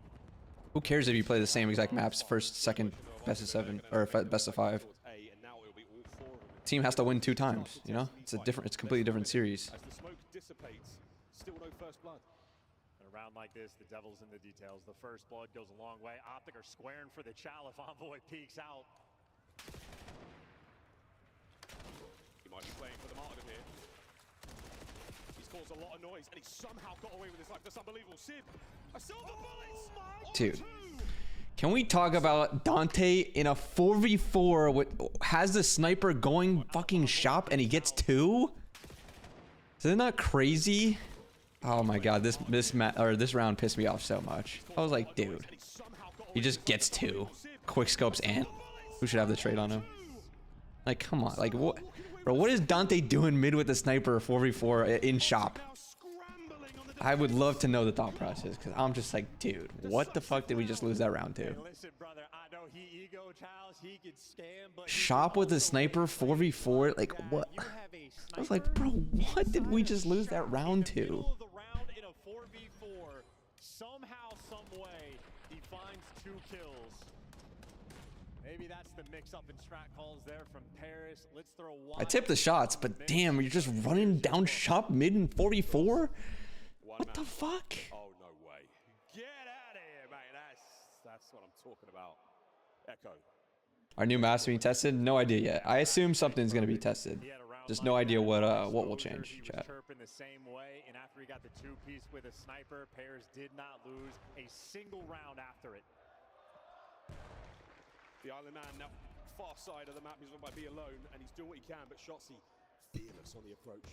He's desperately trying to neutralize the sniper play. And he might just be able to do so. He's being fed nothing but good information. There's the kill. Picks up the weapon, can't get away with his life. It's the trade.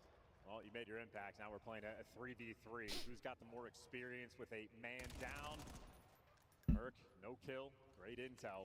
Players still allowed to stream scrims, or is that kind of done now? Not. They are allowed to stream scrims. That's never been like not a thing. He's trying to get his. Envoy, a nice corner in the Dravik 45. And bombed out is a We just weren't doing it. situation for OpTic to have to deal with. You have to sprint into power positions, and there are no open lanes. Boy, right back to that corner. Merc doesn't hit a bullet.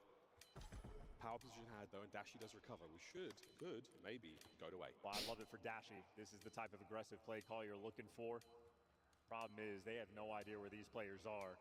They're worried about just some cheeky corner. And Dashi. This is insane 2v3. They play this really well. But you just do not have time. He's trying to dance it. 2. Last man, Ghosty. 8 seconds to go. And he'll be good for it. The coverage now is essential. Ghosty, can he stop it? He can't! The instincts were there, the intuition good.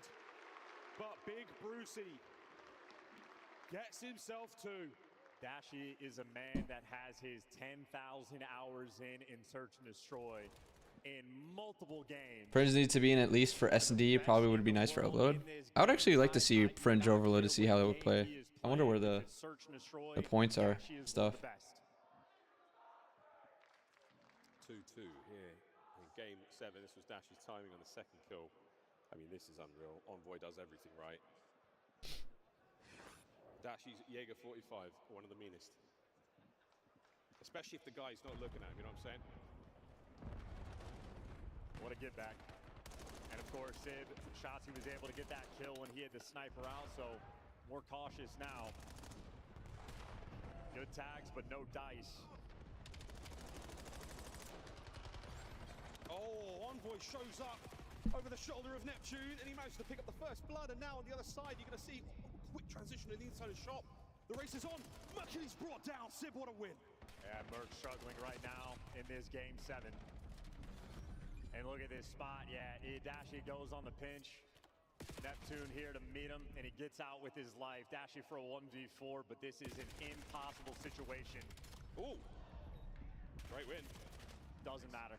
Picks the wrong side of the house. Best of 9 format. What would be the game mode format? Gentle mates. To stay alive. Like it was before when we did best of 9s. I think it's so in best of 9s. The team coming from winners bracket has hardpoint, S&D, and overload veto. The other team only has a hardpoint veto. And then you play what? 3 hardpoints, 4 S&Ds, 2 overloads. So you do what? Hardpoint, S&D, overload, hardpoint, S&D, overload, then S&D, overload. Or, sorry, hardpoint, S&D. Or no, what was it? Hardpoint, S&D, overload, hardpoint, S&D, overload. Hardpoint. Wait, what does it go? I forget what they did. Why not 3-3-3? Because there should never be 3 overloads when there's 3 hardpoints and 3 searches.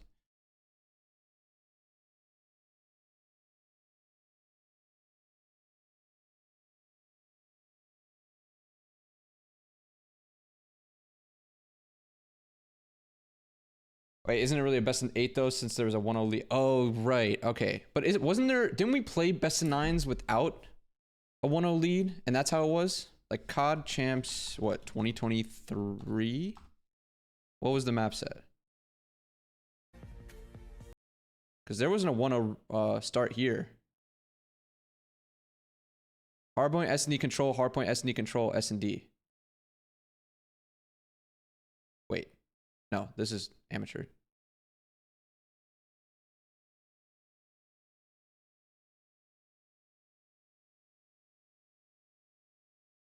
Hardpoint, S&D control, hardpoint, S&D control, S&D, hardpoint, S&D. That's what it was.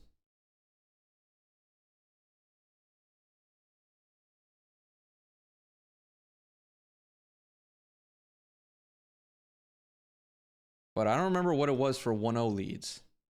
When did that happen? Was that COD Champs like 2020? Was that a like Empire phase? Were they 1-0 lead?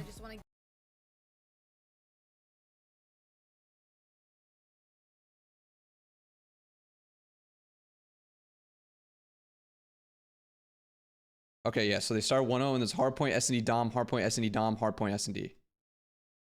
That makes sense.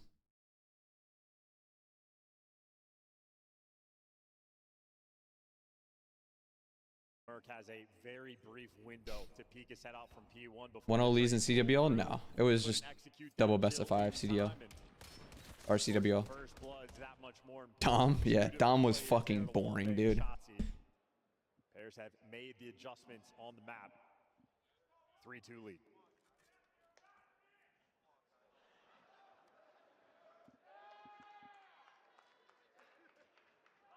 What does double best of 5 mean? The team coming from loser bracket has to win 2 best of 5s rather than just 1 best of 7. 2-2 split from So after the first best of 5, there's a reset. They redo the vetoes, and you play another best of 5. Just as if you were like, you know, regularly in the tournament. You have to lose two matches or whatever. Well, don't want to get naded out over towards that plane. Heady. Paris not wanting to make any mistakes. And the shots are ringing through, but if Dash is not reacting, supporting, they do not know that Neptune is here. Neptune is in the kill spot. This is it. Wouldn't having 2 S&D and a hardpoint, overload, and control work? What do you mean? We're not playing overload and control. What do you mean by that? It's not that it's hard to not, sorry, it's not that it's hard to explain. It's apparently there's a big viewership drop off after the first best of 5. That's the real reason why it doesn't happen. So anyone saying 2 best of 7s is the same shit. Apparently they see a really big decrease in viewership after the first series, and that's why they don't do it anymore. 20 seconds. Sib on the bomb site. Hello, a surprise! Another gift! Mercules. Heavy ties. Can Sib close the round out here? As young Merc sends it forward. And the battle won. What happens if they win the first best of 5 and the other team wins? Whoever wins the second best of 5 wins the tournament. If the team coming from winners bracket wins the first best of 5, they just win the event. There is no second best of 5. The second best of 5 only happens if the losers bracket team wins the first best of 5. Sib will take the gift of the man falling out of the sky, but it is just that aggressive positioning. Sib is an extremely difficult player to go against. A couple of gifts either side. There's no way that's true. That's when it gets exciting. That's how I always seen it too. That's what I don't really get. I think because there is a pretty big break. There's usually like a 20-minute break that they would add because of it. So I assume that's why. Because you give the teams a break, you have everything reset, you have to redo the vetoes, whatever. You know what I mean? There's at least a 20-minute break, usually. 15, 20 minute. We think the play is over towards A. There's the lethals, but Envoy is just as lethal with that M15. Oh, nice pick in the middle of the map.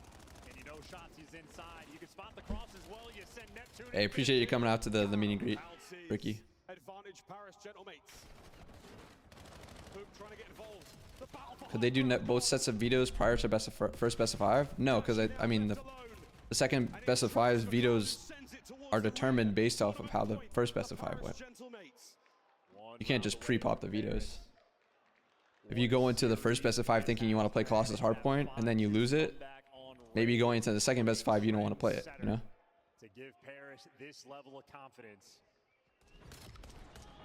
Black Ops 7, we are about to crown our first champion. OpTic, you don't want to count him out. People might not know there's another best of 5 after the first one. I mean, at that point, I don't know what to tell you, man. You don't see someone lifting a trophy and confetti coming down. No one's won the tournament yet. So that's what I never really understood with that argument. They still believe in something. They still believe. OpTic can pull this out, so they should. This is not over yet. The gentlemates are going to try to steal it from them. The gentlemates will now try to drive it forward. Shotsi's first. No rebuttal from Envoy. Yeah, you had all of OpTic here virtually ready for that moment. And now you got Dashy getting active. Dashy's inside of the spawn. You are never going to read this positioning. He's already crossed. Down and out. The second man gone. Fortune favors the bold. Does it take that long to redo vetoes? I'm sure vetoes would be similar. Vetoes take like 5 minutes. And that is the round. 5-3. So I think the quickest turnaround you could technically do is something like 10 minutes, realistically. 5 minutes for the vetoes, 5 minutes for the production to reset everything, basically. It's going to be like 10 to 15 minutes regardless. Lovely stability there in that round, and Dashy making the heads-up play. 10,000 hours he's got in the game mode continue to thrive for him. That is not the player you expect to see inside of The same format for Major 2 or the same as it was last year? No, so Major 2 this year is everyone's gonna, so it's a full round robin Major 2. Sorry, full round robin stage where every team's gonna play 11 matches, one against every team, every other team. And then going into the tournament, there's only gonna be 10 teams that actually go to, that go to Birmingham. And then at Birmingham, the 7 through 10 seeds will all, it's like a little play-in playoff to see who becomes the last 2 seeds. So the top 6 automatically guaranteed into the bracket. The 7 through 10 are all going to be playing like a small mini bracket, I guess, to see who gets into the real tournament. Hoop just got eyes on 2 players. They're switching things up and they're grouping together. They might try to isolate this player. Envoy being sneaky, he could win them the tournament here. Well, I'm just saying, casual viewers that don't follow the scene, just click the stream, see a team go down 2 maps, maybe just click off and assume it's GG. I mean, they would do that with the regular finals too, though. Neptune with a bomb recovery, and again, not a clue. They have to know he's underneath. They have to know. Hercules on the run, and this is it. 2v1. This was insane. Dude, once Mason clutched this, I thought we were winning. I'm not gonna lie. Another miracle. This was a fucking crazy clutch. The battle is on. And I can scarcely believe my eyes.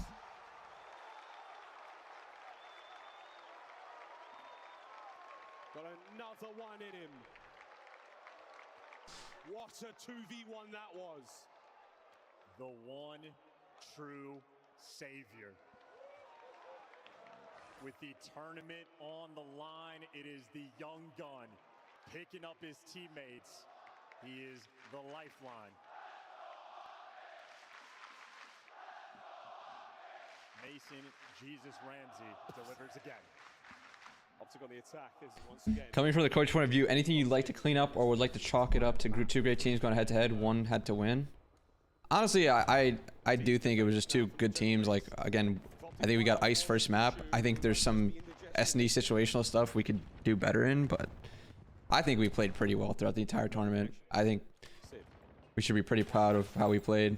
It's literally just some, you know, search rounds that we could have closed out and played a little bit better maybe, but They're going for it. This is gonna be a like our overload turnaround was very proud for us, and we continue to look really fucking good in hardpoint. So And if we wrap this back, you're going to be wrapping into Neptune. And Neptune shots. none of us, like, if you guys thought we were like tweaking after we lost, no, I mean, no, none of us were tweaking. We were all upset, but I think overall in the grand scheme of things, we were like, okay, we're still fucking really good. Like, he needs the information from his teammates, and then he can go and make the play. It's a double cross.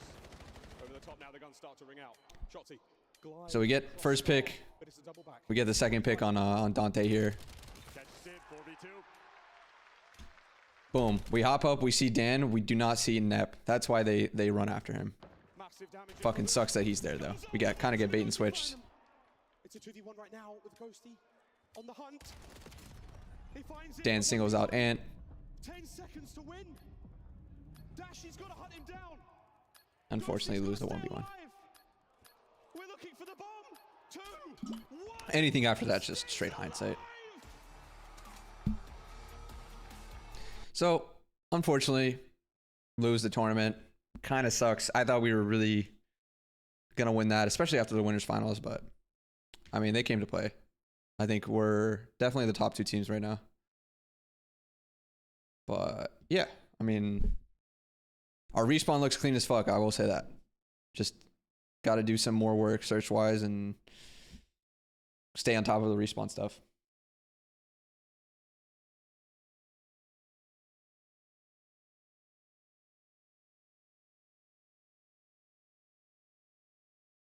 Oh, I can watch one of the matches here. We'll just go back and watch the other matches real quick.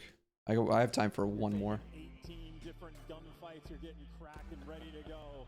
These players are fiending to get going. You agree with Shotzi saying the driver is basically an AR and the NPC should be in? I think the NPC is definitely more of a true sub. I think the Dravik definitely feels very flex-like, and you can kind of do it all with it. But I do think the M15 is really fucking good too. I just think the NPC at least feels like a true sub. Yeah, he's looking for it as well. You had actually an option. No idea if it's getting on G8 or not. No idea, chat. Side of the map, so they give up the focal point. That means OpTic really trying Just gotta let this field of fire. Yeah, I mean, I basically, that's what I was saying to them, especially Mason, who had never lost in a finals before. I was like, bro, just remember this feeling. You don't want to feel this shit again. Like, I think he took that to heart. I think it's like a motivation thing. You just never want to feel this shit. It's such a bad feeling, obviously, when you feel like you should have won, but you don't come up on the winning end like that. So yeah, you just use that feeling as a motivator.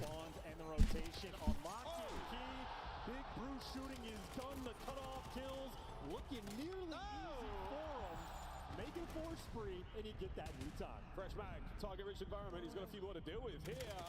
Can't isolate the gunfire. What a win from Xnid. Well, P2's open and OpTic are on it. They've got the numbers there to work with. What a shot from Pred over the top. Great nade. Who goes high? Gets his first. Next man is Sellian. Can get any more? Gets two. Brought down. It's a break for the Falcons. Well, Swiftbomb's coming through. Merc in the back knows he needs to play his life. And, well, successful. Who was the one team that surprised you this event except for OpTic? Carolina, not doing well. Obviously, I thought they played pretty well online, but I guess on LAN it just didn't work out for them. I think that was the biggest surprise for everyone.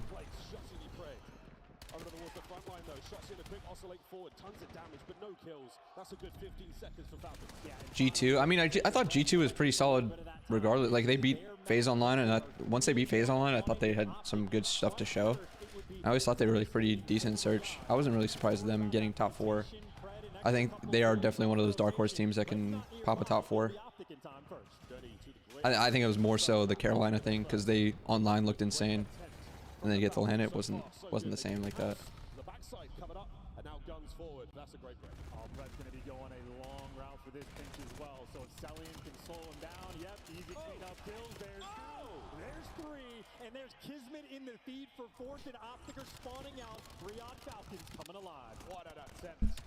All 4 down now to the other side of the map. And an opportunity here for OpTic on the pinch, but it's not going to rework it out. Xnid dancing his way through time. Yeah, Lurks did look good in the matches. Flying forward. Can't get the next man as OpTic with an opportunity now to get the break with 20 to go. But it's hard to take away when one person looks good on a team that gets slammed. That makes sense. A little battle here for number 8 to see if he can collect, but whatever happens with him, his teammates have. I do think he played well. Like, he was like plus like an insane amount, but it does feel weird. Not that I don't think he's a good player. I'm just saying, like, it feels weird when you talk about a guy who fried, but the team got completely slammed anyway. So it's like it doesn't really matter. That's a big moment. You take down the SMG duo. You got Xnid making sure you take care of their spawn. Somehow Shotzzy has found himself in the back. Talk about OpTic getting a gift of a spawn, and Shotzzy trying to make the impact. And hey, if he's now just 4 in 10, he needs. The spawn was kind of crazy, I will say. Him spawning there is pretty insane, but that just happens sometimes on this fucking hill when you're pushed out. I swear, it just happens.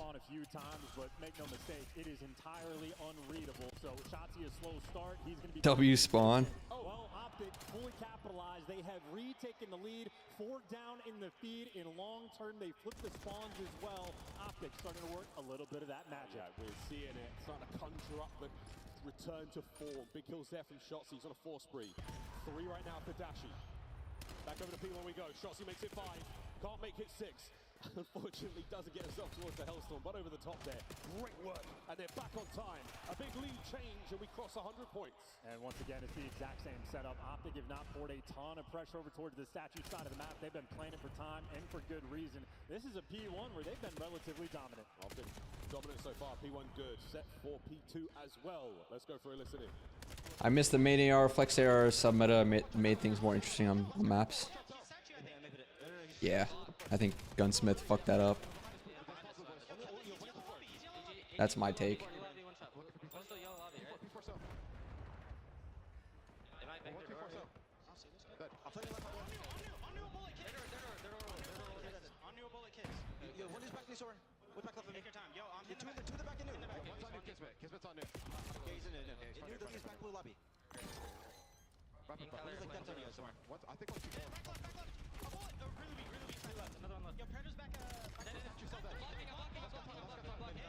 How did Shotzzy lose that 1v1 against Shotzzy in round 10? He was even surprised? Bro, it's 1v1. I don't know, bro. It's COD.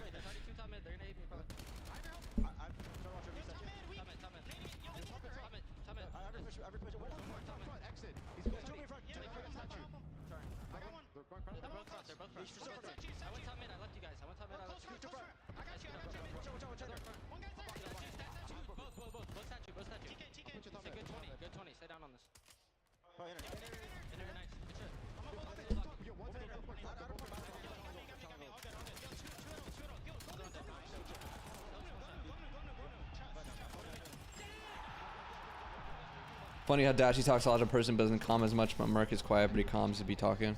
I mean, yeah, I mean, the way you play can be completely different from your personality, I guess.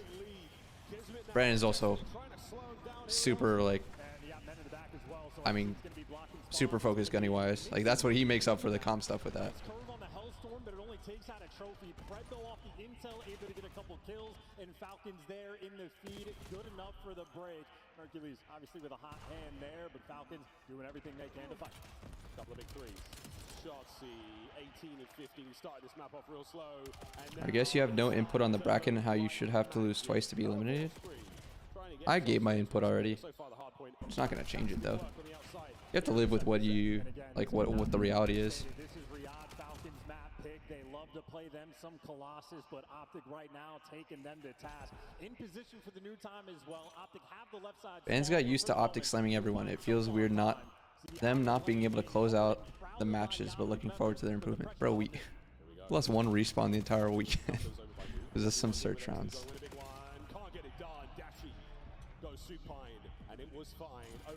Who makes the most shot calls in search maps? Probably Ant and Kyler, both. But some people, or like sometimes Brandon or Mace will ask to do something or tell someone to do something. I'd say majority is Ant or Kyler though.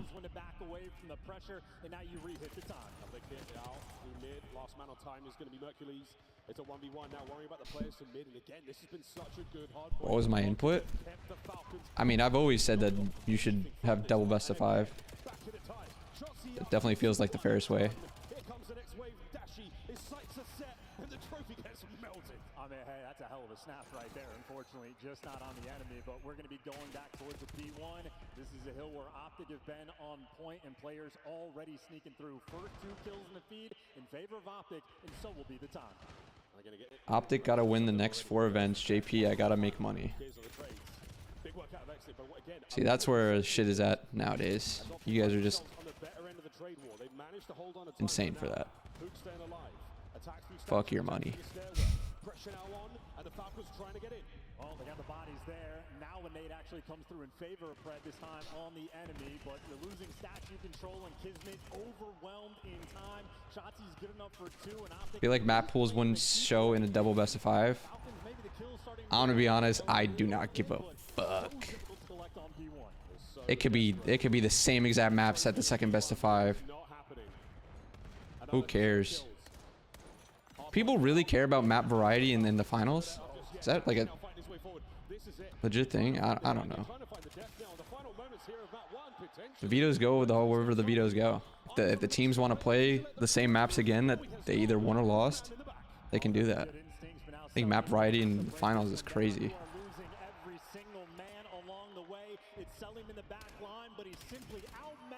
Overwhelmed and gunned down. OpTic will give you game number 1. Comes the final shot, and it's gone.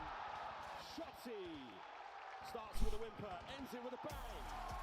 Map 1, OpTic, Texas.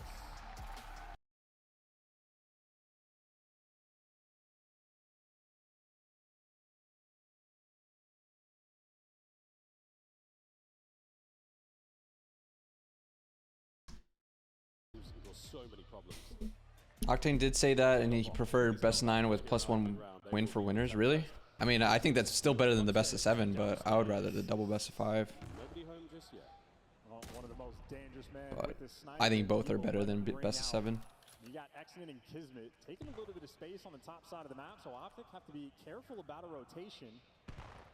No map pressure purchased just yet. No trophies in round 1. Always going to be the slow approach. I think Reset have a best of 3, no vetoes. No. Chalk the best of 3. That's like the 3rd time I heard of best of 3. There's no way best of 3 you guys think will best of 3 to reset or whatever is good. Best of 3, dude. We never even play best of 3s at all. Why are we just starting in the grand final? Appreciate that, Doza. Still the overwatch towards the top side of the bomb site. Gets himself 1. Mercules helps out Dashy on the flank. Man advantage OpTic. Easy reads. Selling last man standing to know exactly where he is. I was talking about Black Ops 3 earlier, not best of 3. Yeah, I know you were. There were other people that said start the grand finals with the best of 3 though. It's like the 2nd or 3rd time at least. Yeah, so much confidence on that chow as well. That's a dangerous moment against Celium, but Dashi super confident in his pistol. He's out there baiting for Mercules as well. Yeah, that's what some people were saying. People wanted my thoughts about that Oparia. 2-0 start. And a hot hand as well in map But number again, one. this is what it's been for the last like 2 years. On map number 2. Like that's just, it sucks, but that's what just what it is. Sides here on exposure. Must be quite a nervy moment for some of our players. My sister has a pic of you at her sorority house in Austin. What's that about? Yes, it is. It's a good joke. Here we go. Start the finals with Black Ops 3. Yo, low key, if that's what you meant, shit, I would be down. Just gets away with his life. 11 HP, 10 more than he needed. Hit the reset button. What if they did a best of 7 then reset it to a best of 5? That's basically every single Again, day. the whole reset thing is why is not gonna work, because that's the whole like the whole reason why there's no resets is because of the viewership drop. We're never getting resets back, chat. I'll tell you that right now. So if we're not gonna do resets, I feel like it should be best of 9 plus 1. But Two players going to back hoop, going over yeah, top. anything with the resets is just chalk, chat. We're flying and we're staying alive. The smoke might have been a bit of a dud, and now over the top, we're trying to find something. It's a 1v2 with Dashi now on the flank. A red dot on the mini-map is all you've got to work with. Going for the 1v1, but no help there with a smoke. Falcons answer back 1-1. Well executed. Kismet finds that first blood. The bomb gets planted 7 seconds later. Very quick on those play calls. And OpTic, maybe an opportunity in that 3v4 to clutch up, but Celium was there to shut it down. 4-1 start from him as well. He had 44. I thought all of our searches prior to the grand finals were actually clean as fuck, though, I will say. And that is the expectation we have for him. His presence will always be felt. Who compared the only players in the game yet to get a kill so far? Dashi there in that last round, a little bit late to the defense. How many maps do they usually scrim? We scrim like what, like 16 maps a day? Dashi going for your 1-2 jump there or snipe the Celium playing from the stairwell. Not going to expose too much there. You really have to commit to that to get the shot, and it's not going to happen this round. Dashi doing this in a sort of non-traditional way. Yeah, 8 plus 8. Top ring, he's playing it down low, and I was going to say Celium always willing to square up and just get a little bit of that chip damage in. And well, Pred overcommits. A first death for him again. Well, the Silicist with it, and now over to the left flank. Hook. What damage into the first man? Can he keep the dance going? Waiting for someone on the flank. Their shots he's making. The team collectively already looked at the grand finals VOD. Not together, not yet. We haven't like talked together. Like we talked after the match, but we didn't like watch the VOD. Back towards the B bomb site. You are waiting for the objective play still. Falcons. Yeah, Merc got picked in the meantime, and well, We know what we did wrong. for OpTic. Unless you can spot him through the wall, I think Shotzi knows. But again, I think for the most part, I think we played the tournament pretty fucking well. It was literally some search rounds and I could have cleaned up. Literally won every respawn but won the one we got iced on. Map 1. OpTic take the lead. Yeah, a little bailout. How did Ant see him here? I actually didn't ask him, but I'm pretty sure he sees his leg like peeking through the wall. I think like there. See that? Unless you can spot him through the wall, I think Shotzi knows. I think he knows. I think he knows. He does indeed. He must have seen a clipping or something there. But 25 seconds. The round is not over yet. Here comes Celium. Oh, tagged up. Opening damage. Oh! Shotzi goes high. OpTic take the lead. Yeah, a little bailout moment. Did you go to the after party? Nah, I wasn't feeling it. As well, but ultimately, I don't know. After a match like that, I just got super down. I was not feeling it. I just went back home and chilled. And then I'd ordered DoorDash, and the DoorDash never fucking came, bro. It was an hour. I'm waiting for it. At 10:30 at night, I'm waiting for it. The person's on a bicycle, and they never come, and I have to cancel it. And I'm just so checked. I'm like, okay, I'm gonna regain with some DoorDash here. he's got 300 damage. He's got It never comes. He's doing just fine. So checked. Nades through mid. Aren't going to connect to anyone. I was like, out of all the days, dude, out of all the days for the DoorDash to never come, it's this one. Not ideal.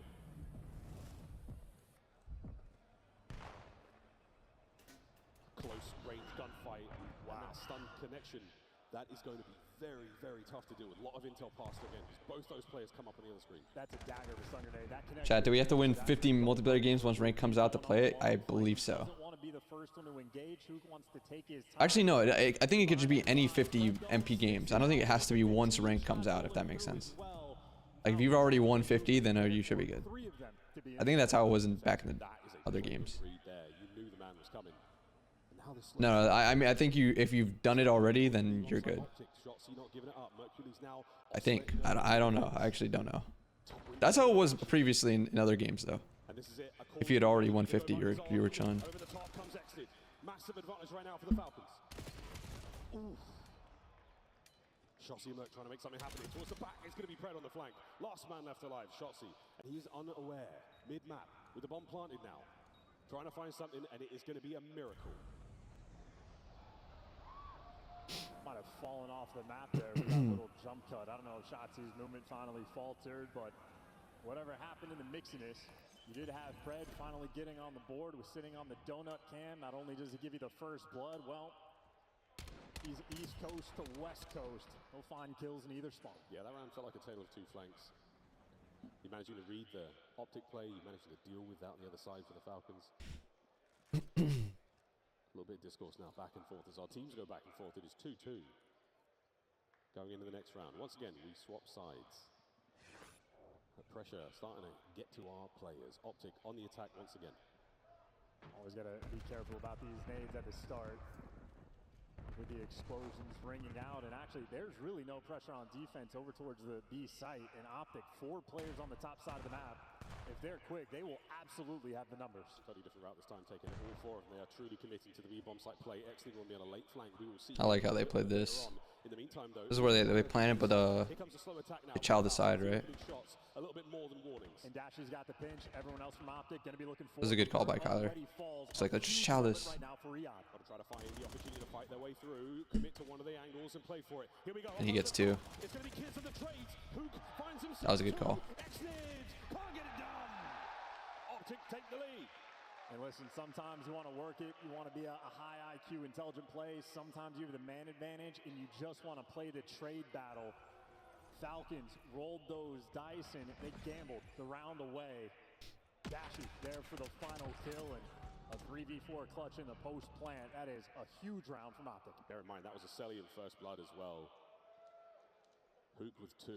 Man, you wanted those. Gets himself on the board in a big, big way. Well, 3-2, first to 6. Wait, when does ranked actually come out? Is it tomorrow, chat? I think it's tomorrow. Someone's got to back up for it. Thank you, Sel. He'll just do everything this map. He'll do it all. He's about to have a big one. Intel over the top. No information on the first time. His teammate there might have got it. It was Exlid. And Kismet now waiting for the play through mid. Watch out for the window player. Dashy, they know he's up there. Trophy, great. Smoke now through mid. You should have the Bro, I do not know how Kyler does not get traded out here. Kyler wraps to go mid cut. Or sorry, mid alley. How is Kiz dying here without the trade? I think Xnet has to commit to that. Kyler getting out there is like, feels illegal. Both of them are going to pump the brakes here, draw a line in the sand and exposure. We might be on for another play. Might be on for a breakdown. Yeah, we are hunting ghosts. We are looking the wrong direction. And Falcons have now trapped themselves in this room. And OpTic again spreading out. They've got 2 guns on the back door, continuing the suppression. Shotzi on the left flank. Hoop's going to be on the right. Pred trying to punch a hole through the back, and it's not going to happen. Sellium desperately fighting his way forward, and it's down and out. Good round though. A good adjustment after that. Conga line now for keep it simple, keep it clean, keep it easy, and they did not do that. A 3-man conga line now for OpTic over towards the B-bomb site, and they will run into Xnid. Did Xnet see him? They didn't see Xnet, I'm pretty sure. Oh, he's seen 2 players over here, and yet nobody on the Falcons. He had to have, right? Hercules Now they're rapping. Players toying with the idea, and look at that. Finally, the call the Falcons start rapping, but now it's the wrong. Kiz picks this up though. Good pickup. Can't get it done. Kismet goes huge. Finds you the first blood, but Are there any videos on YouTube to understand all the COD tactics? I did a lot back in the day, like back in like end of MW2, but I haven't really been consistent with that as much. It's hard because like he kind of, I've already made videos about basic stuff, and then it's like, what am I just gonna remake it every year? I mean, maybe, I don't know. There's the plant. Oh, wait a minute, they line up for Kiz. It's a big 2, and Dashy now left alone. I should do more like breakdown stuff. I get so focused in the season of like helping the team that I like stop streaming a lot. I should keep it up though. It also is towing a line of like what I want to break down and what I don't want to break down in terms of like giving info. Best teammates you can have, and obviously when he's on 99 Kiz level, he'll get those 3 pieces. He'll get the defuse. He will do it all. Yeah, don't worry. We'll tell you when he's on that. Oh, we won't have to tell you. You'll see it. Would you say mates give you the best competition or the most competition in scrims? Yeah. With the lead, Falcons, a nice round like that. I mean, we could be looking at what, 3-3, 4-4. Once again, this is a very close game of S&D. Well, Falcons back on the attack. Once again, they're going to be going down low. And OpTic are going to hear the nades on that section of the map, and yeah, those green arrows starting to sling their way back just a little bit. Mercury's in the window, a dangerous man to deal with, and Dashy aggressive with the sniper. He will play up on it. Everyone's just waiting for those lanes to start opening up and start flooding players forward, but no one committing too hard. That's a problem. Huge pick by Brandon. Dashy's first blood splatters, and Shotzi's flank pays off. His old teammate down. 2 men left on the Falcons to deal with. Oh, Mates looking like these beginning BO6 hardpoint right now, so efficient. Yeah, X needed to chase Shotzi in that moment, had the read on it, but I think our hardpoint looks good. 5-3 lead, and this is looking like the green wall are going to be happy today. Still never yet. Do you make your own data like search site percentage of team favors, or does something else to do that and use it? I get a lot of data from my stuff. 7 and 5 Yes. Mercury's just north of 1,000 damage in the map so far. One more round is all OpTic need. And no reason to change anything up. The slow, patient approach has been on point for them. The only rounds they've really lost in the attack is when they get first blooded away from their teammates. Seems like both Rock Esports and Paris were the most fast-paced teams this weekend. Do you think other teams will follow that playstyle now? Are they just the most fast-paced because they won? I don't know what you mean by that. I thought we were a better respawn team than Paris. They don't have bomb here, so they're just looking for the kills. Kismet, Shotzi has the opportunity to hunt. We just needed to win a search. And now they got information on 2 different players, so yeah, back on up. Hey, Ben, thank you for the raid. Thank you, my guy. I appreciate that. Fucking Ben raid. Hope you had a good podcast, good stream, my guy.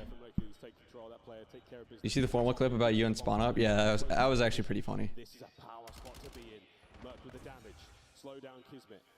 The window hop just to make sure no one gets through, but again, good damage. Preds finds his way forward somehow through the smoke, trying to keep this play alive and well. 30 seconds to go. I mean, we got to actually make a move. Somebody on Falcons, please move out towards mid. Pred finally doing it, but you're getting broken down. OpTic dominant in the 2 maps they have. What do you think of Hook not activating till it was too late on raid against mates, letting the guy get through? It's a mini-map hindsight comment.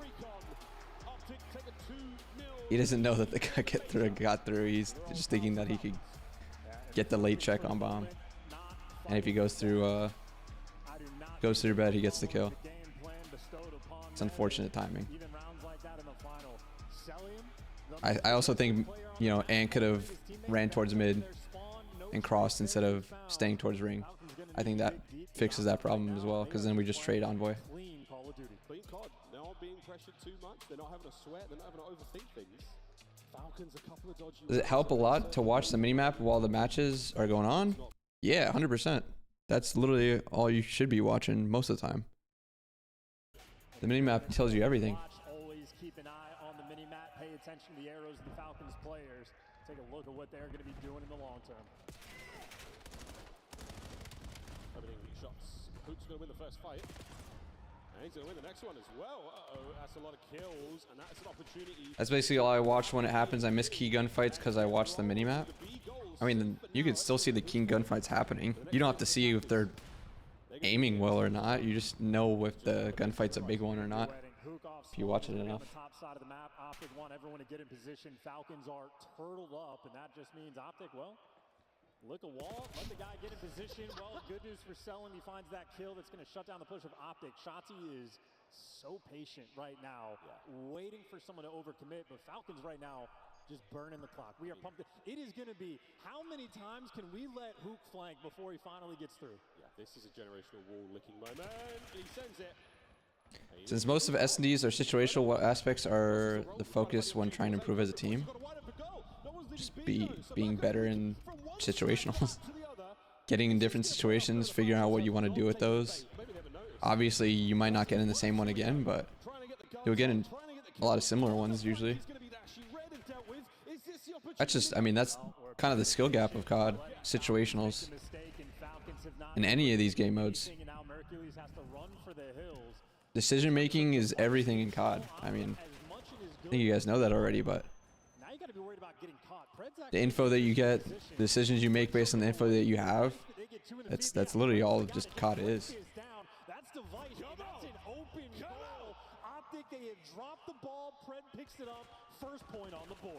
Why did Falcons turtle so hard on the side? No idea. Maybe they were trying to build up a lead and then just park the bus second side. I don't know.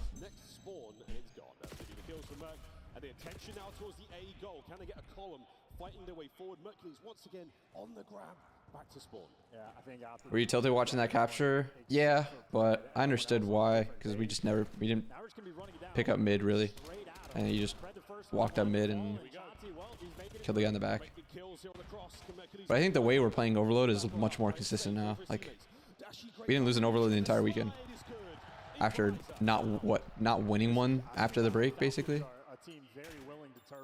I think the improvements we made in that mode was really tippable. I think the work we did in the last week of practice to like fine tune what the fuck we actually wanted to do in the mode and bring it back to like pre-break levels was very, very important. You're able to grab that ball, cut right through the middle of the map and attack the A goal. That might be the play. My Uncrustable should finally be thawed. That's a W right there. That's an absolute W.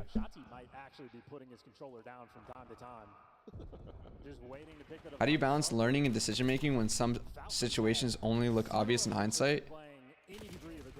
You don't really focus on the ones that could just be hindsight plays. You know, if that hardpoint situational would have worked 6 times out of 10 and you got in that 40% chance, then shit. You thought you made the right play based on the probability. Unfortunately, it wasn't, and you just live with that. That's just, you're not gonna make the right play every single fucking time. Like, you have to basically play it on probabilities. So when doing that, you kind of just want to make, you know, comments and talk about things you should have done based on decisions that should have been made regardless of what was going on you know, the other side of the map, or regardless of what the enemy was doing, but what your teammates are expected to do, or what the best play is just in general. What one play do you wish you could redo in the grand finals? Shit, I don't know. Probably the round 11 raid. I think that with the information that they had in the scar search, it's hard to like not say it was hindsight. Like, sure, you could wrap to A, or sure, you could plant the bomb or whatever, which I don't really think is the best play anyway. They only saw one guy there, so they were just going to ape him. Nep, unfortunately, was behind the car all the way back in their spawn where they weren't expecting 2 to be there, and they were. Or maybe you just wait for Brandon on the other side towards Jens and to help you out in the back. You wait for him. I mean, I think it's... With the information they had, I don't honestly blame them. We just kind of got caught hopping up. Not expecting the second guy there. And I want to see a heat map of that round. It doesn't exist, but if it did, Falcons. I mean, do opponent tendencies play a role in how you approach situations to respawn, or is it always just generic rules you follow? Kind of a little bit both. I would say a lot of it is just generic rules or of like what you want to do situationally, and doing what your job is off spawn, and like a little percentage of that might be based on some tendencies that the other team might have. Respawn tendencies are like, there still are some, but you're still playing, you're trying to play the right way that your team is expecting. S&D is more so the tendency thing, but there are some respawn tendencies for sure. They've got control the device. They can do what they want with it. They're forcing the Falcons to make the move. How long have you been a coach for OpTic? How long have you been in OpTic? Both for, this is my 4th year. You got an NFL team? I never grew up watching the NFL, so I don't have an NFL team, but I do like watching it. I've been watching it for a lot longer, like recently. But I've always just followed my fantasy team, honestly. Because, I don't know, my family never really watched when I was growing up. My dad didn't really have a team, so I was never really like a big Giants or Jets fan. And when the when the Giants were good, I didn't really care for them. So, I don't know, if I had to guess, if I had to pick a team, it'd probably be the Jets, but if they lost and went 0-6 team, I wouldn't really care, you know what I mean? But, yeah, I kind of just root for my fantasy team at this point. Where I coached before OpTic, I was with New York Subliners for my first 3 years. From MW 2019 to Vanguard. Hold on to the A goal. Try to plug up that space they've just opened. Be a Jets fan next year, they're going to get a QB for sure. Yeah, that doesn't mean they're going to be good. Oh, bro, the Jets are horrible. Here we go. Info forward. Dashi wins the fight against Pred. That's an open lane. They could send it. Yeah, basically, Frankie. Kind of do some of that. Any reminders that I can give based on how we want to play it.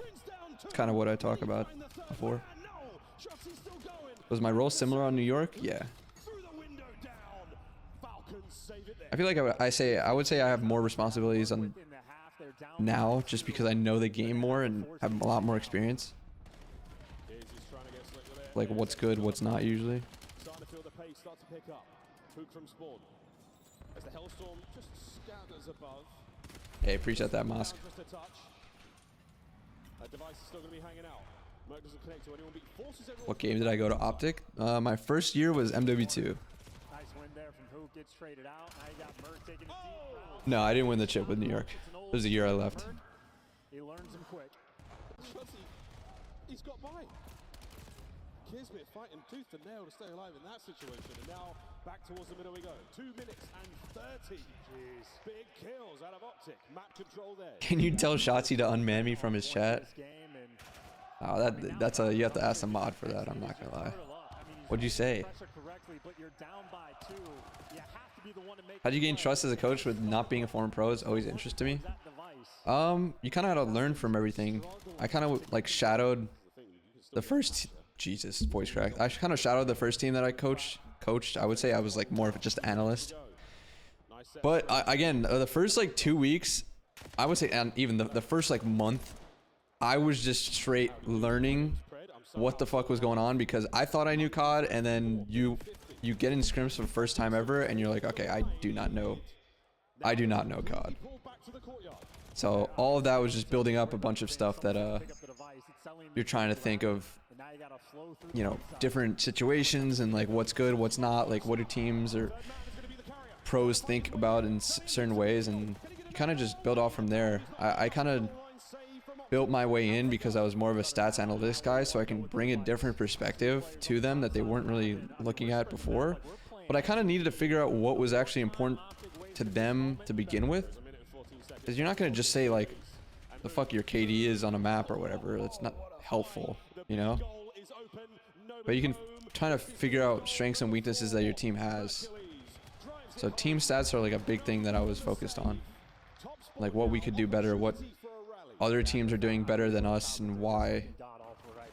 And then the next year is finally when I kind of started more towards, or more looked at combining the stat stuff with VOD stuff, because I could finally read like a mini map, I feel like, after a full year to a certain extent, and try and put that as like, you know, a combination of the two, because I think the context of the stat is what matters, and you can't just say that a team is, you know, bad at breaking and not figure out what the fuck is the reason, you know, because all you can get from saying that you're bad breaking on P2 is that you're bad at breaking on P2.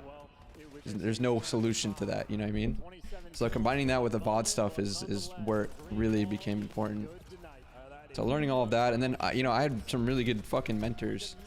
Revin, Lamar year 1, Clay year 2, you know, Krim, Ray when I coached with him for a little bit, Damon, Ant, Ken. Like, dude, these are some really, really smart players that I got to learn perspectives of and helped a lot. Because being in, you know, in the workroom every day, doing the same kind of shit every single time, but with those perspectives really helps you understand the game much more. All right, that's going to do it for me though, chat.